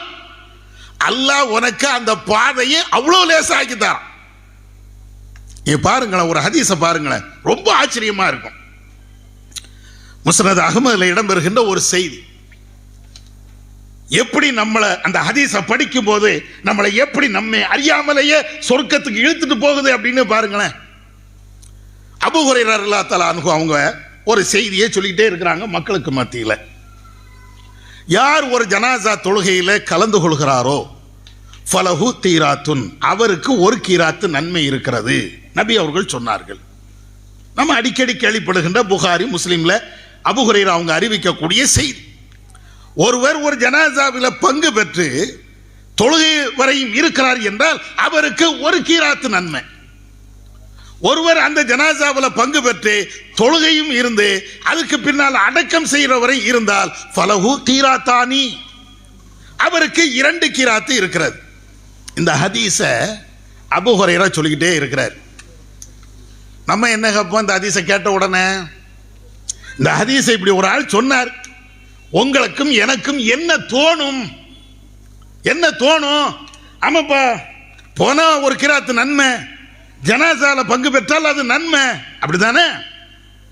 பக்கத்தில் இருக்கக்கூடிய இப்னு உமர் அபூ ஹுரைரா இப்படி ஹதீஸை சொல்லிக்கிட்டே இருக்கும்போது இப்னு உமருக்கு வேறு ஒரு சிந்தனை தோணுகிறது. என்ன சிந்தனை தோணுகிறது? அபூ ஹுரைராவே, நீங்க கரெக்டா ஹதீஸை சொல்லுங்க, முறையாக ஹதீஸை சொல்லுங்க. ரசூலா சொன்னாங்க, ரசூலா சொன்னாங்க, ரசூலா சொன்னாங்க அப்படின்னு நீங்க ஏதாவது பேசிட்டு போயிடாதீங்க. உடனே அபூ ஹுரைரா பார்த்துக்கிட்டு, இப்னு உமர் அவர்களே, அவங்களுக்கு அபு அப்துர் ரஹ்மான் ஒரு பேரும் இருக்கிறது. அபு அப்துர் ரஹ்மானே, நான் சொல்லக்கூடிய இந்த ஹதீஸ் நபியிடத்தில் நான் கேட்டு இருக்கிறேன், அதுல உங்களுக்கு டவுட் இருக்குதா? அதுல உங்களுக்கு சந்தேகம் இருக்கிறதா? வாங்க. இப்னு உமர் சொல்றாங்க, அபூ ஹுரைரா நான் இப்படி சொன்ன உடனே என் கையை பிடிச்சிட்டு கடன்னு இழுத்துக்கிட்டே போறாங்க. எங்க? உம்முல் முஃமினீன் ஆயிஷா ரலியல்லாஹு தஆலா அன்ஹா அவங்கள்ட்ட, ஆயிஷா ரலியல்லாஹு தஆலா அன்ஹா அவங்கள்ட்ட என்ன கொண்டு போய் நிப்பாட்டாங்க. நிப்பாட்டிட்டு அபூ ஹுரைரா சொல்றாங்க, ஆயிஷா அவர்களே, மோமினுடைய தாய் அவர்களே, நபி அவர்கள் சொன்ன இந்த ஹதீஸை நான் செவியுற்று இருக்கிறேன், இந்த செய்தியை நான் படித்திருக்கிறேன். இவர் நான் ஏதோ என் சொந்த கருத்தை சொல்வது போன்று அவர் என்னை விமர்சனம் செய்கிறார். இது உண்மையா? ஃபஸத்தகத் அபூ ஹுரைரா, அபூ ஹுரைரா அவர்கள் சொன்னது உண்மைதான் என்று அன்னை ஆயிஷா ரலியல்லாஹு தஆலா அன்ஹா அவர்கள் சான்றளிக்கிறார்கள். அதற்கு பின்னால அபூ ஹுரைரா சொல்றாங்க, யா அபூ அப்துர் ரஹ்மான், நீங்கள் கேட்டது சரிதான். நான் ஒரு ஹதீஸை சொல்கிறேன் என்றால் நபி அவர்களிடத்தில் இருந்து கரெக்டாக கேட்டு சொல்கிறேனா இல்லையா, அதை நீங்கள் ஆய்வு செய்வது, அதை நீங்கள் சரி காண்பது, அதை பல்வேறு கேள்விகளை உட்படுத்துவது அது தப்பல்ல. அதே நேரத்தில் நான் எப்படிப்பட்டவன் தெரியுமா? நீங்களெல்லாம் வியாபாரத்திற்காக கடை வீதிகளுக்கு செல்கின்ற அந்த நேரத்திலே நான் நபி அவர்களை மாத்திரம் பற்றி பிடித்துக் கொண்டே இருந்தேன். ரசூலா என்ன சொல்லுவாங்க, ரசூலா என்ன சொல்லுவாங்க, அதை மட்டும் நான் கேட்டுக்கிட்டே இருப்பேன். அதனாலதான் உங்களுக்கு தெரியாத பல்வேறு செய்திகள், நபி அவர்கள் சொன்ன அந்த ஹதீசுகள் எனக்கு தெரிந்திருக்கிறது. வேற ஒரு காரணம் கிடையாது. ஒரு ஹதீஸை படிக்கும் போது இப்னு உமருடைய நிலையை பாருங்க, அபூ ஹுரைராவுடைய நிலையை பாருங்க, ஆயிஷாவுடைய 3 பேரும் பெரிய சஹாபி, சாதாரண நம்மள மாதிரி ஆட்கள் கிடையாது, மிகப்பெரிய சஹாபாக்கள். அந்த ஹதீஸை சொல்லும் போது, அந்த ஹதீஸை படிக்கும் போது, அந்த ஹதீஸை கேட்கும் போது எப்படி போகுது? இதுதாங்க சொர்க்கத்துக்கு போகக்கூடிய வழி. எனக்காவது ஒரு ஹதீஸை படிச்சுட்டு இந்த டிஸ்கஷன் பண்ணியிருக்கிறோமா? கொஞ்சம் யோசிச்சு பாருங்க. என்னைக்காவது ஒரு ஹதீஸை படிக்கிறதுக்காக உட்கார்ந்தாவது இருக்கிறோமா? ஒரு ஆயத்தை படிக்கிறதுக்கு குடும்பத்தில் நம்ம 4 பேர் சேர்ந்து 10 பேர் சேர்ந்து ஒரு ஹதீஸை படிப்போம், ஆயத்தை படிப்போம். என்னைக்காவது அதுக்கு ஒரு சபை அமைச்சிருக்கிறோமா? இப்ப ஏன் ரீல்ஸ் வராது? ஏன் திருமணத்தில் டான்ஸ் வராது? ஏன் திருமணத்தில் இவ்வளவு பெரிய அயோக்கியத்தனங்கள் வராது? என்றைக்கு மார்க்கத்தை மறந்தோமோ, குர்ஆன் ஹதீஸை படிப்பதை நிறுத்திவிட்டோமோ, அன்றைக்கு ஷைத்தான் நம்முடைய வீட்டினுடைய முற்றத்தில் வந்து அமர்ந்து விடுவான். அதுதான் இப்ப நடக்குது. மார்க்கத்தை மறந்தோம், ஹதீஸை படிக்கிறதுக்கு நமக்கு இன்ட்ரெஸ்ட் இல்லை. ரீல்ஸ் பார்க்கிறதுக்கு நேரம் இருக்கும், பொய்யான தகவல்களை பரப்புவதற்கு கூட நேரம் இருக்கும். ஒருவர் ஒரு செய்தியை போட்டு விட்டால் அதற்கு லைக் போடுவதற்கு நம்மளுக்கு நேரம் இருக்கும். 24 மணி நேரமும் மொபைல் என்று கிடப்பதற்கு நேரம் இருக்கும். இறைவன் எந்த குர்ஆனில் லேசு என்று சொன்னானோ, எந்த சட்டம் மிக மிக எளிமையானது என்று சொன்னானோ, அந்த சட்டத்தை படிப்பதற்கு தான் நமக்கு நேரமும் இருக்காது, அதை படிக்கிறதுக்கு மனசும் இருக்காது. ஏன் இருக்கிறது சைத்தான்ல படிக்க விட்டுருவானா? குர்ஆனை படிக்க விட்டுருவானா? அதனாலதான் அல்லாஹ் குர்ஆன்லயே சொல்லி காட்டுதானே, வைதா கரஅத்தல் குர்ஆன், குர்ஆனை நீங்க படிக்கணும்னு விரும்பிட்டீங்களா, ஃபஸ்தைது பில்லாஹ், சைத்தானுடைய தீங்கை விட்டும் நீங்கள் பாதுகாப்பு தேடுங்க. குர்ஆனை படிக்கணும்னு நினைச்சிட்டீங்களா, அவுது பில்லாஹ் மினஷ் ஷைத்தானிர் ரஜீம் சொல்லுங்க, சொல்லிக்கிட்டே இருங்க. மார்க்க சட்டங்கள் அப்படியே படிக்க வரும். நம்ம எங்க சைத்தானை ஒரு பக்கத்திலையும் வச்சுக்கிட்டு இந்த பக்கத்திலையும் சைத்தானை வச்சுக்கிட்டு ரெண்டு சைத்தானுக்கும் மத்தியில் உட்கார்ந்துக்கிட்டு எங்க குர்ஆனை படிக்க, எங்க ஹதீஸை படிக்க? தீமைகள் பரவுவதற்கும் தீமைகள் சூழ்ந்து இருப்பதற்கும் இதுதான். இன்னொரு செய்தியை நீங்க பாருங்களேன். நபிகள் நாயகம் ஸல்லல்லாஹு அலைஹி வஸல்லம் அவங்களுடைய ஆரம்ப காலகட்டத்தில் ஒரு நபி தோழர், அவர் இஸ்லாத்துக்கு வரணும் அப்படின்னு ஒவ்வொரு இடமா போயிட்டு ரசூலா வந்து சந்திக்கிறார். அப்படி சந்திக்கின்ற பொழுது நபி அவர்களை சந்திச்சுட்டு அவங்க வந்து பேசிட்டே இருக்கிறாங்க. ரசூல்லா பல்வேறு செய்திகளை சொல்லிக்கிட்டே இருக்கிறாங்க. கடைசியாக அவர் ரசூலாட்ட சொல்றாங்க, அல்லாஹ்வின் தூதரே, நான் இஸ்லாத்துக்கு வரப்போறேன். அம்ர் இப்னு அபஸா எங்க கூடிய அந்த நபி தோழர், நான் இஸ்லாத்துக்கு வரேன். ரசூலா சொல்றாங்க, இப்ப இது ஆரம்ப காலகட்டம், நீ இஸ்லாத்துக்கு வந்தா உன்னை கொத்தி கொதறிடுவாங்க. நீ ஈமானோடு வாழுகின்ற ஒரு சூழல் இப்போதைக்கு இல்லை. வேணா இஸ்லாத்துக்கு வந்துட்டான மனசுக்குள்ள மறைச்சு வச்சுக்க, வெளிப்படுத்தாத, பின்னால வேணா நீ வெளிப்படுத்திக்க அப்படிங்கிற மாதிரி ரசூலா அட்வைஸ் பண்ணி போங்கன்ட்டாங்க. அவர் போயிட்டார். போய் அவருடைய நாட்டுக்கு போய் பல வருடங்கள் கழித்து ஒரு செய்தியை கேள்விப்படுகிறார். நபி அவர்கள் ஹிஜ்ரத் செய்து மதீனாவுக்கு வந்துட்டாங்கன்னு. அதுக்கு பின்னால ரசூலாவை போய் சந்திக்க போறார். அம்ர் இப்னு அபஸா சந்திக்க போன இடத்துல அல்லாஹ்வுடைய தூதரை பார்த்துட்டு ரசூலாவை பார்த்துட்டு அவங்க கேட்குறாங்க, அம்ர் இப்னு அபஸா கேட்குறாங்க, அல்லாஹ்வின் தூதரை, என்ன ஞாபகம் இருக்கா, என்ன தெரியுதா? ரசூலா சொல்றாங்க, ஆமா தெரியுமே, மக்காவில் கஷ்டமான நேரத்தில் இஸ்லாத்தை ஏற்க வந்த அம்ர் இப்னு அபஸா தானே நீங்க, உங்களை திரும்ப அனுப்பினே அந்த அம்ரு தானே? ஆமா யா ரசூலல்லாஹ். இவ்வளவு ஞாபகம் வச்சிருக்கிறீங்களே. ரசூலாக்கு ஞாபகம் மறதியெல்லாம் ரொம்ப கம்மி தான் வரும். ரசூலா அவ்வளவு நினைவோடு தான் இருக்கிறாங்க. அப்போ 2 பேரும் ரசூலாவும் அவங்களும் பேசிக்கிட்டே இருக்கிறாங்க. அப்பொழுது நபி அவர்கள் சஹாபாக்களுக்கு பாடம் நடத்துகிறாங்க, தொழுகையை பற்றி உள்ள பாடம். ரசூலா வந்து ஆசிரியராக இருந்து எல்லா நபி தோழர்களுக்கும் தொழுகையை பற்றி உள்ள பாடம், அதில் ஒலுவை பற்றி எல்லாம் சொல்கிறாங்க. நீங்கள் ஒலு செய்யுங்க, தொழுகைக்கு முன்னால் ஒலு வேணுமா இல்லையா, ஒலு செய்யுங்க. ஒலு செய்கின்ற பொழுது நீங்கள் முகத்தை கழுவணும். அந்த முகத்தை கழுகின்ற பொழுது அந்த முகத்தில் இருந்து வடியக்கூடிய தண்ணீர் மூலமாக உங்களுடைய முகம் செய்த பாவம் அப்படியே கரைந்து போகிறது. நீங்க கையை கழுவுறீங்க, கை செய்த பாவங்கள் அந்த தண்ணீர் மூலமாக அப்படியே கரைந்து போகிறது. மசாஜ் செய்றீங்க, தலை செய்த பாவம் அதோடு போகிறது. இப்படின்னு ஒவ்வொன்றா சொல்லிக்கிட்டே இருக்கிறாங்க. இந்த செய்தியை அம்ர் இப்னு அபஸா அப்படியே மனப்பாடம் பண்ணி வச்சிருக்கிறாங்க. பின்னால ஒரு காலம் வருகிறது. அபூ மாமா எங்கக்கூடிய இன்னொருவர், அவரிடத்துல இந்த அம்ர் இப்னு சலமா இந்த செய்தியை சொல்கிறார். நான் ஆரம்பத்தில் இஸ்லாத்துக்கு வந்தேன், ரசூலா திரும்ப அனுப்பிட்டாங்க, திரும்ப மதீனாவுக்கு வந்தேன், ரசூலா சொன்னாங்க எங்களுக்கு இப்படி இப்படி எல்லாம் பாடம் நடத்தினாங்க அப்படின்னு இந்த ஒலுவு தொழுகை எல்லாத்தையும் சொன்ன உடனே அபூ மாமா பார்க்குறாரு, அம்ர் இப்னு சலமா, வாய்க்கு வந்ததெல்லாம் விட்டடிக்காதீங்க. ஒரு ஹதீஸை நீங்க சொல்றீங்கன்னா ரசூலாட்ட நீங்க என்னைக்கு கேட்டீங்க? நீங்க இஸ்லாத்துக்கு வந்ததே இப்ப தானே. ரசூலா அப்படி சொல்லிட்டாங்க, இப்படி சொல்லிட்டாங்க, அது என்ன? உடனே அம்ர் இப்னு சலமா அம்ர் இப்னு அபஸா அவங்க ஆத்திரம்லாம் படலை.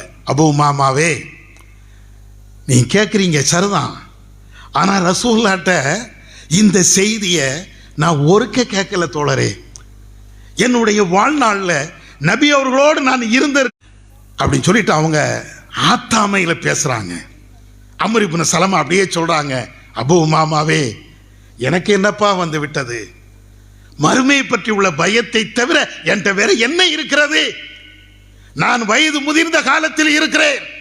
ரசூலா மேல பொய் சொல்லணும்னா எனக்கு அவசியம் இல்லை. இந்த உலகத்தில் நீண்ட நாட்கள் வாழ்ந்து விட்டேன், அதனால ரசூலா மேல பொய் சொல்லணும் அப்படிங்கிற தேவை எனக்கு இல்லை. ரசூலாட்ட இருந்து 7 முறை கேட்டிருக்கிறேன். அதைத்தான் நான் உங்கள்ட்ட சொல்றேன்.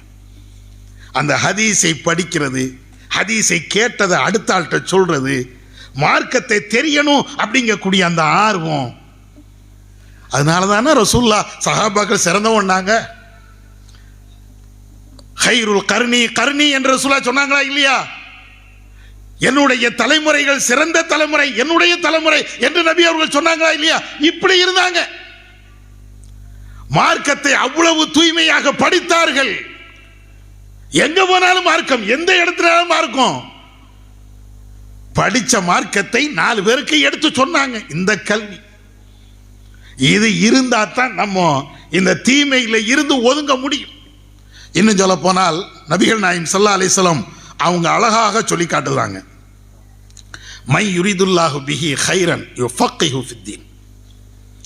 இறைவன் ஒரு மனிதனுக்கு நலவை நாடிவிட்டான் என்றால் மார்க்க அறிவை அவருக்கு வழங்கி விடுகிறான். ரசூலுல்லாஹ் சொல்றாங்க, ஒரு மனுஷனுக்கு நலவை நாடு விடுகிறான் என்றால் அவனுக்கு மார்க்க அறிவு இருக்கணும். இதை இன்னொரு கோணத்தில் நீங்க பாருங்களேன். நான் பெரிய காசு வச்சிருக்கிறேன், பணம் இருக்கிறது, செல்வம் இருக்கிறது, நகை இருக்கிறது, தோப்பு துறவுகள் இருக்கிறது, இறைவன் எனக்கு நிறைய நன்மை செய்துட்டான் சொல்றோமா? எனக்கு இன்னும் ஒரு 2 கோடி ரூபாய் இருக்கிறது, நம்ம வாயில இருந்து என்ன வார்த்தை வரும்? அல்லாஹ் எனக்கு பெரிய பரக்கத் செய்திருக்கிறான். அல்லாஹ்வுடைய பரக்கத்து மாற்று இல்லை. பிரம்மாண்டமான ஒரு வீடை கட்டி முடிச்சிட்டோம். ஹாதா மின் ஃபضل ரப்பி, இது என்னுடைய இறைவனுடைய அருள். கொட்டை எழுத்துல எழுதுவோம், குர்ஆனுடைய வசனம், மாற்று கருத்து கிடையாது. ஆனால் இந்த வீட்டை விட, நாம சம்பாதிக்கக்கூடிய சம்பாத்தியத்தை விட, நாம சேர்த்து வைத்திருக்கக்கூடிய சொத்துக்களை விட, நாம பெற்றெடுத்திருக்கக்கூடிய நல்ல பிள்ளைகளை விட, உலகமே நமக்கு இருந்தாலும், ஆட்சி அதிகாரங்கள் இருந்தால் எல்லாத்தையும் விட இறைவன் எதை நல்லதுன்னு சொல்றான் தெரியுமா? எதை நல்லதுங்கிறான்?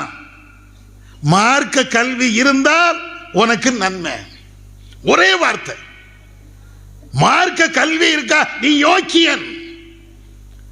என்கிட்ட காசு இருக்குது, என்கிட்ட உலக படிப்பு இருக்கிறது, நான் டாக்டர் ஆயிட்டேன், நான் இன்ஜினியர் ஆயிட்டேன், நான் பெரிய சயின்டிஸ்ட் ஆயிட்டேன், சொல்லு, என்ன நன்மை இருக்கலாம்? மார்க்க அறிவு இருக்கா? மார்க்க அறிவோடு நீ ஒரு டாக்டர், மார்க்க அறிவோடு நீ ஒரு இன்ஜினியர், மார்க்க அறிவோடு நீ பெரிய சயின்டிஸ்ட், மார்க்க அறிவோடு நீ பெரிய அறிவாளி அப்படின்னு இருந்தால் அதுதான்ப்பா நீ நல்லவங்கிறதுக்கு அதுதானப்பா அடையாளம். மார்க்க அறிவு இல்லை என்றால் எனக்கு எவ்வளவு பெரிய சொத்துக்கள், எவ்வளவு பெரிய சொத்துக்கள், எவ்வளவு பெரிய வசதிகள் இருந்தாலும் நான் எப்படி நல்லவன் சொல்லு? நான் நல்லவங்கிறதுக்கு என்ன அடையாளம்?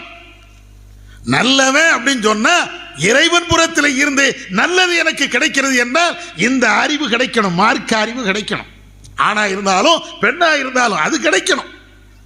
அது இல்லாம நான் ஃபர்தா போட்டா, ஆண்கள் முன்னிலையில் வராம இருந்தா நான் யோக்கியனா?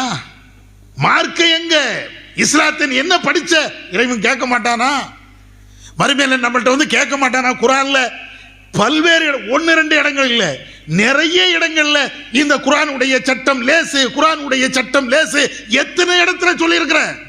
ஒரு நாளாவது நீ படிச்சியா? அல்லாஹ் கேட்க மாட்டானா? ரசூலுல்லாஹ்வே சொல்றாங்களே, இன்ன தீன யுஸ்ருன், இந்த மார்க்கம் என்பது, மார்க்க சட்டங்கள் என்பது ரொம்ப லேசு, அதை நீங்க கஷ்டமா ஆக்கிறாதீங்க. ரசூலுல்லாஹ் அப்படிதான் சொன்னாங்க. படிக்கிறது ரொம்ப லேசு, புரிந்து கொள்வது ரொம்ப லேசு. ஏன் தெரியுமா? இந்த மார்க்கத்தினுடைய சட்டங்கள் எல்லாத்தையும் நீங்க பாருங்க, நம்முடைய வாழ்க்கையில கலந்து இருக்கக்கூடிய சட்டத்தை தான் இஸ்லாம் பேசும். தேவையில்லாத சட்டத்தை எல்லாம் பேசாது. தலாக்கு சட்டம் இன்னைக்கு உங்களுக்கும் எல்லாத்துக்கும் தேவை. சாப்பிடக்கூடிய சட்டம் உங்களுக்கும் தேவை, எனக்கும் தேவை. அடுத்த ஆள்கிட்ட பேசுகின்ற சட்டம் எனக்கும் தேவை, உங்களுக்கும் தேவை. ஒரு தெருவில் எப்படி நடக்கணும், வீதிகளில் எப்படி நடக்கணும், எல்லாத்துக்கும் தேவை. ஒரு வியாபாரி எப்படி இருக்கணும், எல்லாத்துக்கும் தேவை. ஒரு அரசியல் சாசன சட்டம் எப்படி இருக்கணும், எல்லாத்துக்கும் தேவை. மனுஷனுக்கு தேவையில்லாத ஒரு சட்டம் குர்ஆன்ல இருக்குது, காட்டுங்க. நடைமுறைக்கு சாத்தியமில்லாத ஒரு சட்டம், இது எல்லாம் இப்ப பொருந்தாதுப்பா, இது எல்லாம் தேவையில்லாத குப்பை. சொல்லுங்க பாப்போம். நான் வாழணும் அப்படின்னா அந்த சட்டம் எனக்கு தேவை. அந்த சட்டம் இருந்தா தான் நான் சரியாக வாழ முடியும். இஸ்லாமிய சட்டம் இல்லாமல் ஒருத்தன் நல்லவனாக இருக்க முடியாது. ஒருத்தன் நல்லவனாக இருக்கிறான் என்றால் இஸ்லாமிய சட்டத்தை கடைபிடித்தால் தான் நல்லவன். அதை தெரிஞ்சிருக்கணும், கடைபிடிக்கணும். நான் இஸ்லாத்தையும் படிக்க மாட்டேன், சட்டமும் தெரியாது, பிறகு நீ என்ன நல்லவன்? ரசூல் அப்படித்தானே கேட்கிறாங்க. நீ நல்லவன் என்று சொன்னால் 4 ஆயத்து உனக்கு தெரியுமா? நீ நல்லவன் என்றால் இஸ்லாத்தினுடைய சட்டங்கள் உனக்கு தெரியுமா? தெரியும் என்றால் நீ நல்லவன், இல்லைன்னா நீ என்ன? அதனால இந்த அறிவு நமக்கு வேணும், மார்க்க அறிவு நமக்கு வேணும். இன்னைக்கு இறைவனுடைய அருளால நம்முடைய ஜமாத்தின் சார்பில் 1-2 இடங்கள் இல்லை, தமிழ்நாடு முழுவதும் ஆண்களுக்கும் சரி, பெண்களுக்கும் சரி, சிறார்களுக்கும் சரி, சிறுமிகளுக்கும் சரி, மார்க்க கல்வியை போதிப்பதற்காக வேண்டி பல்வேறு ஏற்பாடுகள், 1-2 ஏற்பாடு, என்னென்ன ஏற்பாடுகள் உண்டோ எல்லாமே செஞ்சு வச்சிருக்கிறோம். கிட்டத்தட்ட 1200க்கும் மேற்பட்ட இடங்கள்ல மக்தப் மார்சா இன்னைக்கு நடத்திட்டு இருக்கிறோம். பிள்ளைங்க எப்படியாவது மார்க்கத்தை படிச்சிடட்டும், குர்ஆனை படிச்சிடட்டும், மார்க்க சட்டத்தை படிச்சிடட்டும். அதே போன்று பல்வேறு இடங்கள்ல பெண்களுக்காக வேண்டி 1 வருட ஆலிமா படிப்பு, 2 வருட ஆலிமா படிப்பு, 3 வருட ஆலிமா படிப்பு. உனக்கு எந்த வகுப்புல சேர முடியுமோ சேர்ந்து படி. எப்படியாவது மார்க்கத்தை நீ படிச்சுக்க, நீ நல்லவனாயிரு, நல்ல பெண்ணாக நீ மாறிவிடு. வேற என்னங்க வேணும்? ஒரு மனுஷனுக்கு என்ன வேணுங்கிற மார்க்க அறிவை விட ஒரு சிறந்த அறிவு வேற என்ன இருக்கிறது சொல்லுங்க பார்ப்போம். பிள்ளைய வளர்க்கணுமா, மார்க்க அறிவு தேவை. வியாபாரம் பண்ணணுமா, மார்க்க அறிவு தேவை. அடுத்த வீடோடு நீங்கள் முறையாக வாழணுமா, மார்க்க அறிவு தேவை. கடைக்கு போய் ஒரு பொருளை வாங்கணுமா, மார்க்க அறிவு தேவை. இது மாதிரி ஒரு சபைக்கு வரணுமா, மார்க்க அறிவு. எல்லாத்துக்கும் மார்க்கம். மார்க்கம் இல்லாமல், மார்க்க சட்டத்தை இல்லாமல் நாம் வாழவே முடியாது. அப்படிதான் இஸ்லாம். இஸ்லாம் என்பது வாழ்வியல் சட்டம், அவ்வளவுதான். நாம் பாத்ரூம் போறதுக்கும் இஸ்லாம் சொல்லித்தரதா இல்லையாங்க? வேற என்ன வேணுங்க? நீ பாத்ரூம் போகும்போது இப்படி போ, இந்த வார்த்தையை சொல்லு. உலகத்தில் வேற யாருங்க அப்படி சொல்லி தந்தா? சாப்பிடும்போது பிஸ்மில்லா சொல்லு, வேற யாருங்க சொல்லி தந்தா? சாப்பிடும்போது முன்னால இருந்து சாப்பிடு, இந்த கலாச்சாரத்தை யார் சொல்லி தந்தா? அப்ப இது எனக்கு தெரியலனா நான் எப்படி சாப்பிடுவேன், எப்படி நான் வாழுவேன்? சிறுநீர் கழித்தால் சுத்தம் பண்ணு, இந்த ஒரு சட்டம் போதுங்க. சிறுநீர் கழித்தால் சுத்தம் பண்ணுங்க கூடிய சட்டம். இதை நீங்க இன்னைக்கு உலகத்தில் நீங்க எடுத்து பாருங்க. எங்க எல்லாம் சிறுநீர் கழித்ததற்கு பின்னால் சுத்தம் பண்றானோ அந்த இடமே சுத்தமா இருக்கும். எங்க எல்லாம் சிறுநீர் கழித்ததற்கு பின்னால் சுத்தம் பண்ணவில்லையோ அங்க எல்லாம் நரகமா இருக்கும். எல்லா பஸ் ஸ்டாண்டும் அதுக்கு உதாரணம். 4 பேர் குழுமிட்டான்னு வைங்களேன், நாத்தம். லட்சக்கணக்கான மக்கள் காபாவில் குழுறாங்க, மணக்குது. 2க்கும் உள்ள வித்தியாசம் அதுதான். மார்க்க சட்டத்தை தெரிஞ்சு சுத்தம் பண்ணுகிறான், இவன் மார்க்க சட்டமும் தெரியல, எங்க போனாலும் எப்படினாலும் இருந்துட்டு போறான், நரகம், நாத்தம் தாங்க முடியல. இது ஒண்ணு போறாதா? மார்க்க சட்டத்தினுடைய அவசியம் இது நாம தெரியணும், எல்லா மக்களும் தெரியணும் அப்படிங்கிறதுக்கு. அதனால இந்த வாய்ப்பை நீங்க பயன்படுத்துங்க. குறிப்பாக தாய்மார்கள், பெண் கல்வி, மார்க்க அறிவு வளர்றதுக்கு இங்க வாங்க. அதே நேரத்தில் இன்னொன்றையும் உங்களுக்கு நினைவுபடுத்த கடமைப்பட்டிருக்கிறேன். என்ன? இன்னைக்கு நிறைய பேர் போட்டிக்கு அங்க ஒரு மதரசா, இங்க ஒரு மதரசா, அங்க ஒரு மதரசா, இதுவும் தௌஹீது, அதுவும் தௌஹீது, இதுவும் தௌஹீது, இப்படின்னு நிலை. இன்னும் கொஞ்சம் பேர் இல்ல இது மதுஹபின் அடிப்படையில் உள்ளது, தரீகாவின் அடிப்படையில் உள்ளது, இப்படின்னு வச்சிருக்கிறாங்க. நம்ம ஆட்கள் எதையும் பார்க்கறது இல்லை. அங்க போனா என்ன, இது என் வீட்டு பக்கத்தில் இருக்குது அதனால அங்க போறேன், அதுவும் தௌஹீது தானே. இங்க என்ன, இது என் வீட்டு பக்கத்தில் இருக்குது, இதுவும் ஜருதான், அதுவும் ஜருதான். வீட்டு பக்கத்தில் மார்சா இருக்குதுங்கிறதுக்காக வேண்டி என்ன படிப்புனாலும் படிச்சிடலாமா? உங்க வீட்டு பக்கத்தில் ஒரு கடை இருக்குது, அழுகுன தக்காளியாக தான் வச்சிருக்கிறான், கெட்டுப்போன கத்திரிக்காய் வச்சிருக்கிறான், கெட்டுப்போன தயிர் வச்சிருக்கிறான். என் வீட்டு பக்கத்தில் அதுதான் இருக்குது. அந்த அழுகுன தக்காளியை வாங்கி என்னைக்கா சமையல் பண்ணியிருக்கீங்களா? இல்லை, என் வீட்டு பக்கத்தில் அதுதான் இருக்குது என்னைக்கா சொல்லியிருக்கீங்களா? அந்த கடைக்கு போவீங்களா? ஜாமான் வாங்குவீங்களா? என்ன செய்வீங்க? தூரம் பக்கம் அதல்ல, நல்ல சரக்கா கெட்ட சரக்கா.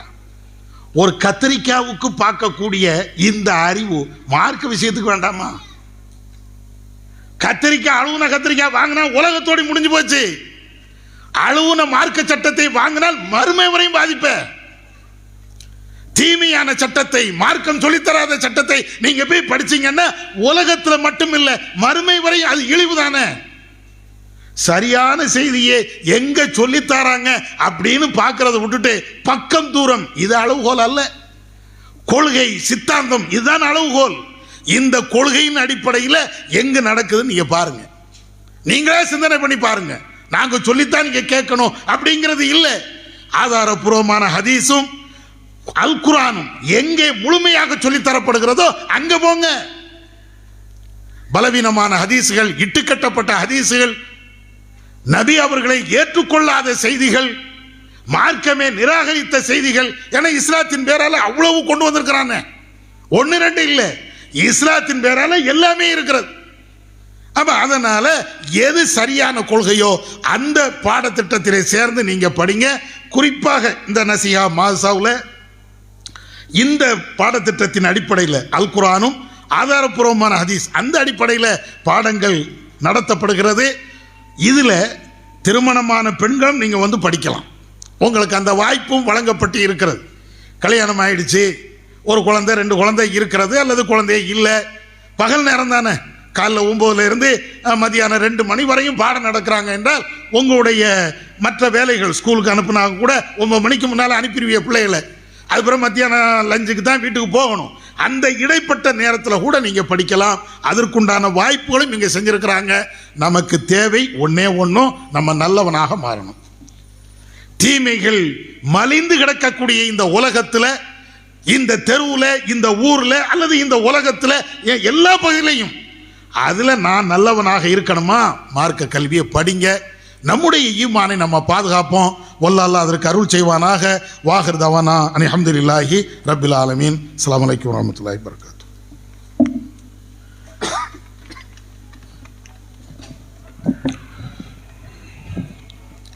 அல்ஹம்துலில்லாஹ், அல்லாஹுடைய மகத்தான கிருபையினால்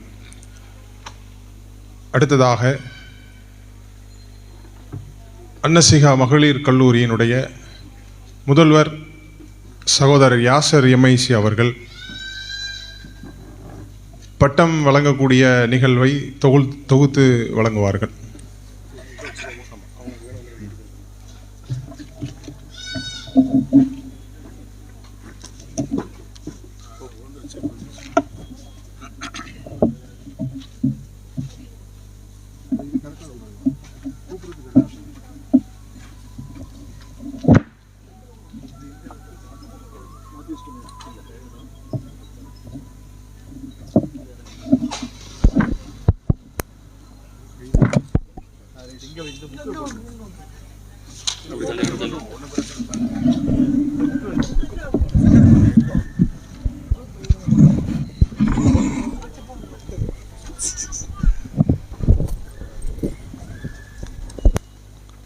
அஸ்ஸலாமு அலைக்கும் வரஹ்மத்துல்லாஹி வபரகாத்துஹு.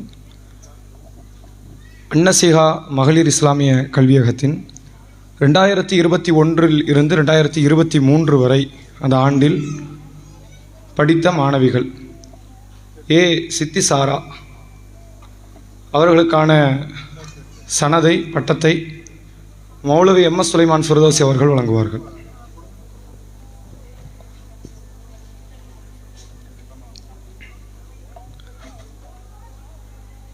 அடுத்ததாக ஏ ஜமீரா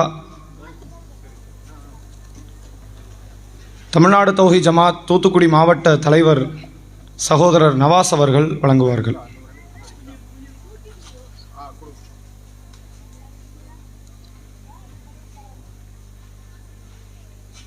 அடுத்ததாக ஜே ஆர் ஹவ்வா சஃப்ரின் தூத்துக்குடி மாவட்டத்தினுடைய செயலாளர் சகோதரர் தௌலத்துல்லா அவர்கள் வழங்குவார்கள்.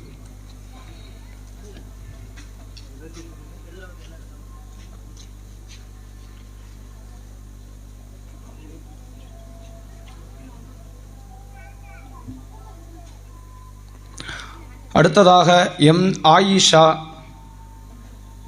மாவட்ட துணைத் தலைவர் சகோதரர் இமாம் ஃபரீத் அவர்கள் வழங்குவார்கள்.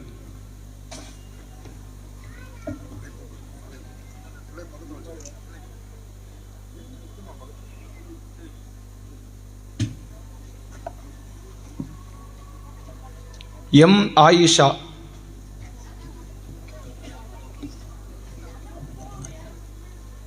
சரி.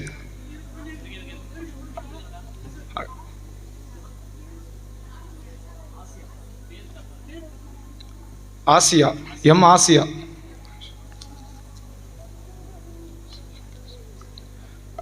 இமாம் ஃபரீத் அவர்கள் வழங்குவார்கள்.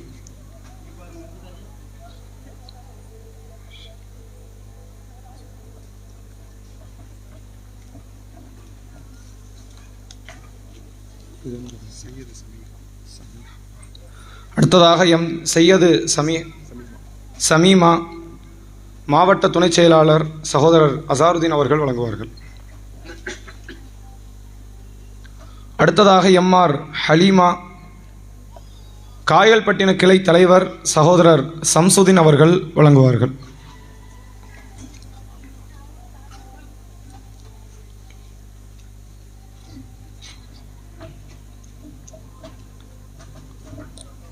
அடுத்ததாக கேஎம் தன்சிமா ஜம்ரின் காயல்பட்டின கிளை செயலாளர் சகோதரர் பஷீர் அவர்கள் வழங்குவார்கள்.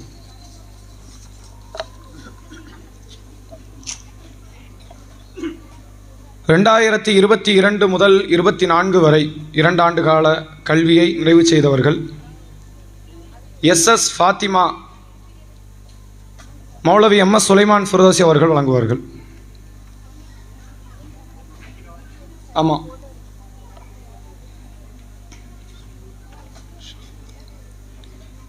அடுத்ததாக SI நூருல் ஷஃபானா மாவட்ட தலைவர் சகோதரர் நவாஸ் அவர்கள் வழங்குவார்கள்.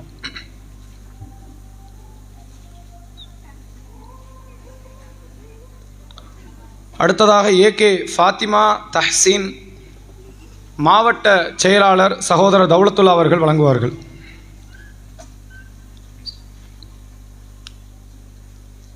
அடுத்ததாக எம் அஸ்ஃபியா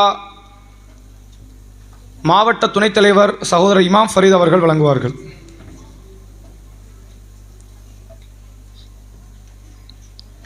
அடுத்ததாக SH ஃபாத்திமா சாபிரா மாவட்ட துணைச் செயலாளர் சகோதரர் அசாருதீன் அவர்கள் வழங்குவார்கள்.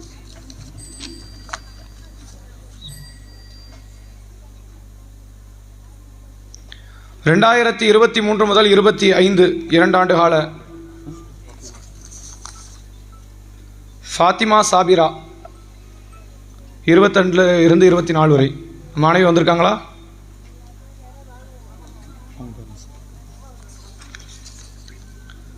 ரெண்டாயிரத்தி 23 முதல் 25 வரை ஜே ஹத்துன் தௌஹீதா மௌலவி MS சுலைமான் ஃபிர்தௌசி அவர்கள் வழங்குவார்கள்.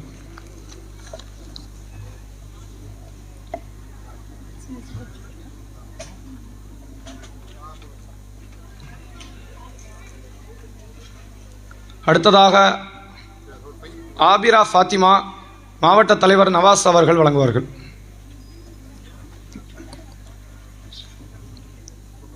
சித்தி மஹ்பூசா மாவட்ட செயலாளர் சகோதரர் தௌலத்துல்லா அவர்கள் வழங்குவார்கள்.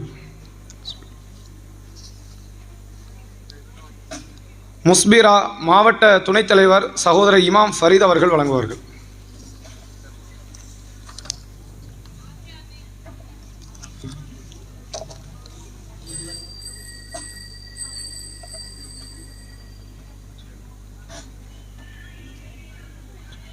ரெண்டாயிரத்தி 24-25 இந்த ஆண்டில் கல்வியை நிறைவு செய்த மாணவிகள் ஜொஹரா பானு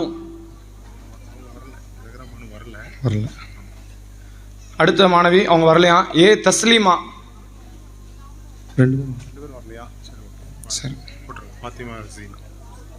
எஸ் முஸ்பீரா மௌலவி MS சுலைமான் அவர்கள் வழங்குவார்கள்.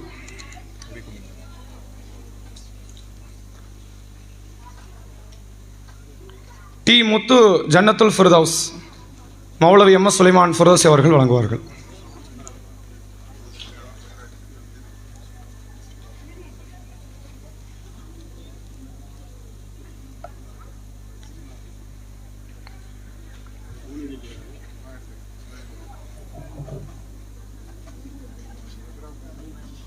டி முத்து தஸ்லீமா டி முத்து ஜன்னத்துல் ஃபிர்தௌஸ் மௌலவி MS சுலைமான் ஃபிர்தௌசி அவர்கள் வழங்குவார்கள். எம் ஃபாத்திமா ரஜீனா மாவட்ட தலைவர் சகோதரர் நவாஸ் அவர்கள் வழங்குவார்கள்.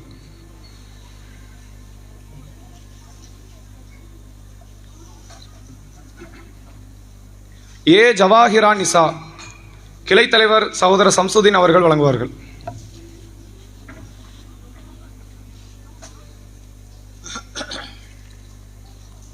எம் ஃபாத்திமா மஷ்கூரா கிளை செயலாளர் சகோதரர் பஷீர் அவர்கள் வழங்குவார்கள்.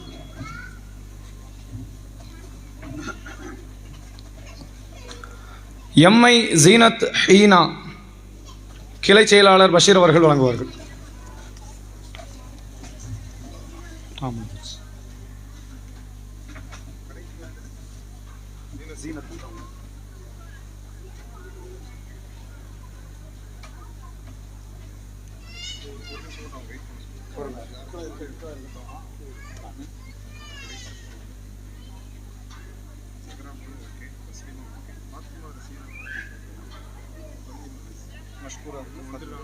அவங்களுக்கு தான் நவாஸ் பாய் கொடுத்தாங்க அந்த சர்டிஃபிகேட் மாறி சொல்லிருக்கோம். அப்ப இத கொடுத்துட்டா மாத்தி இல்லனே நீங்க கொடுத்துட்டு இல்ல மாத்தி கொடுத்துட்டு மாத்தி பஷீர் பாய் நீங்க தான் கொடுக்கணும். சீனத் சொல்லுங்க சொல்லிடு பாய் இப்னு வாங்கிரு கீழ இல்லங்க கீழ போங்க.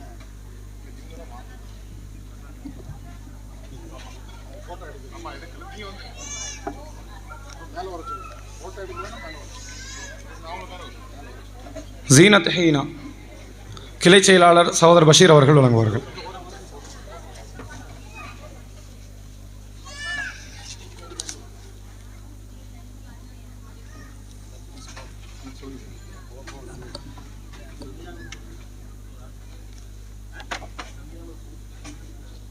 பிரச்சனை இல்லை.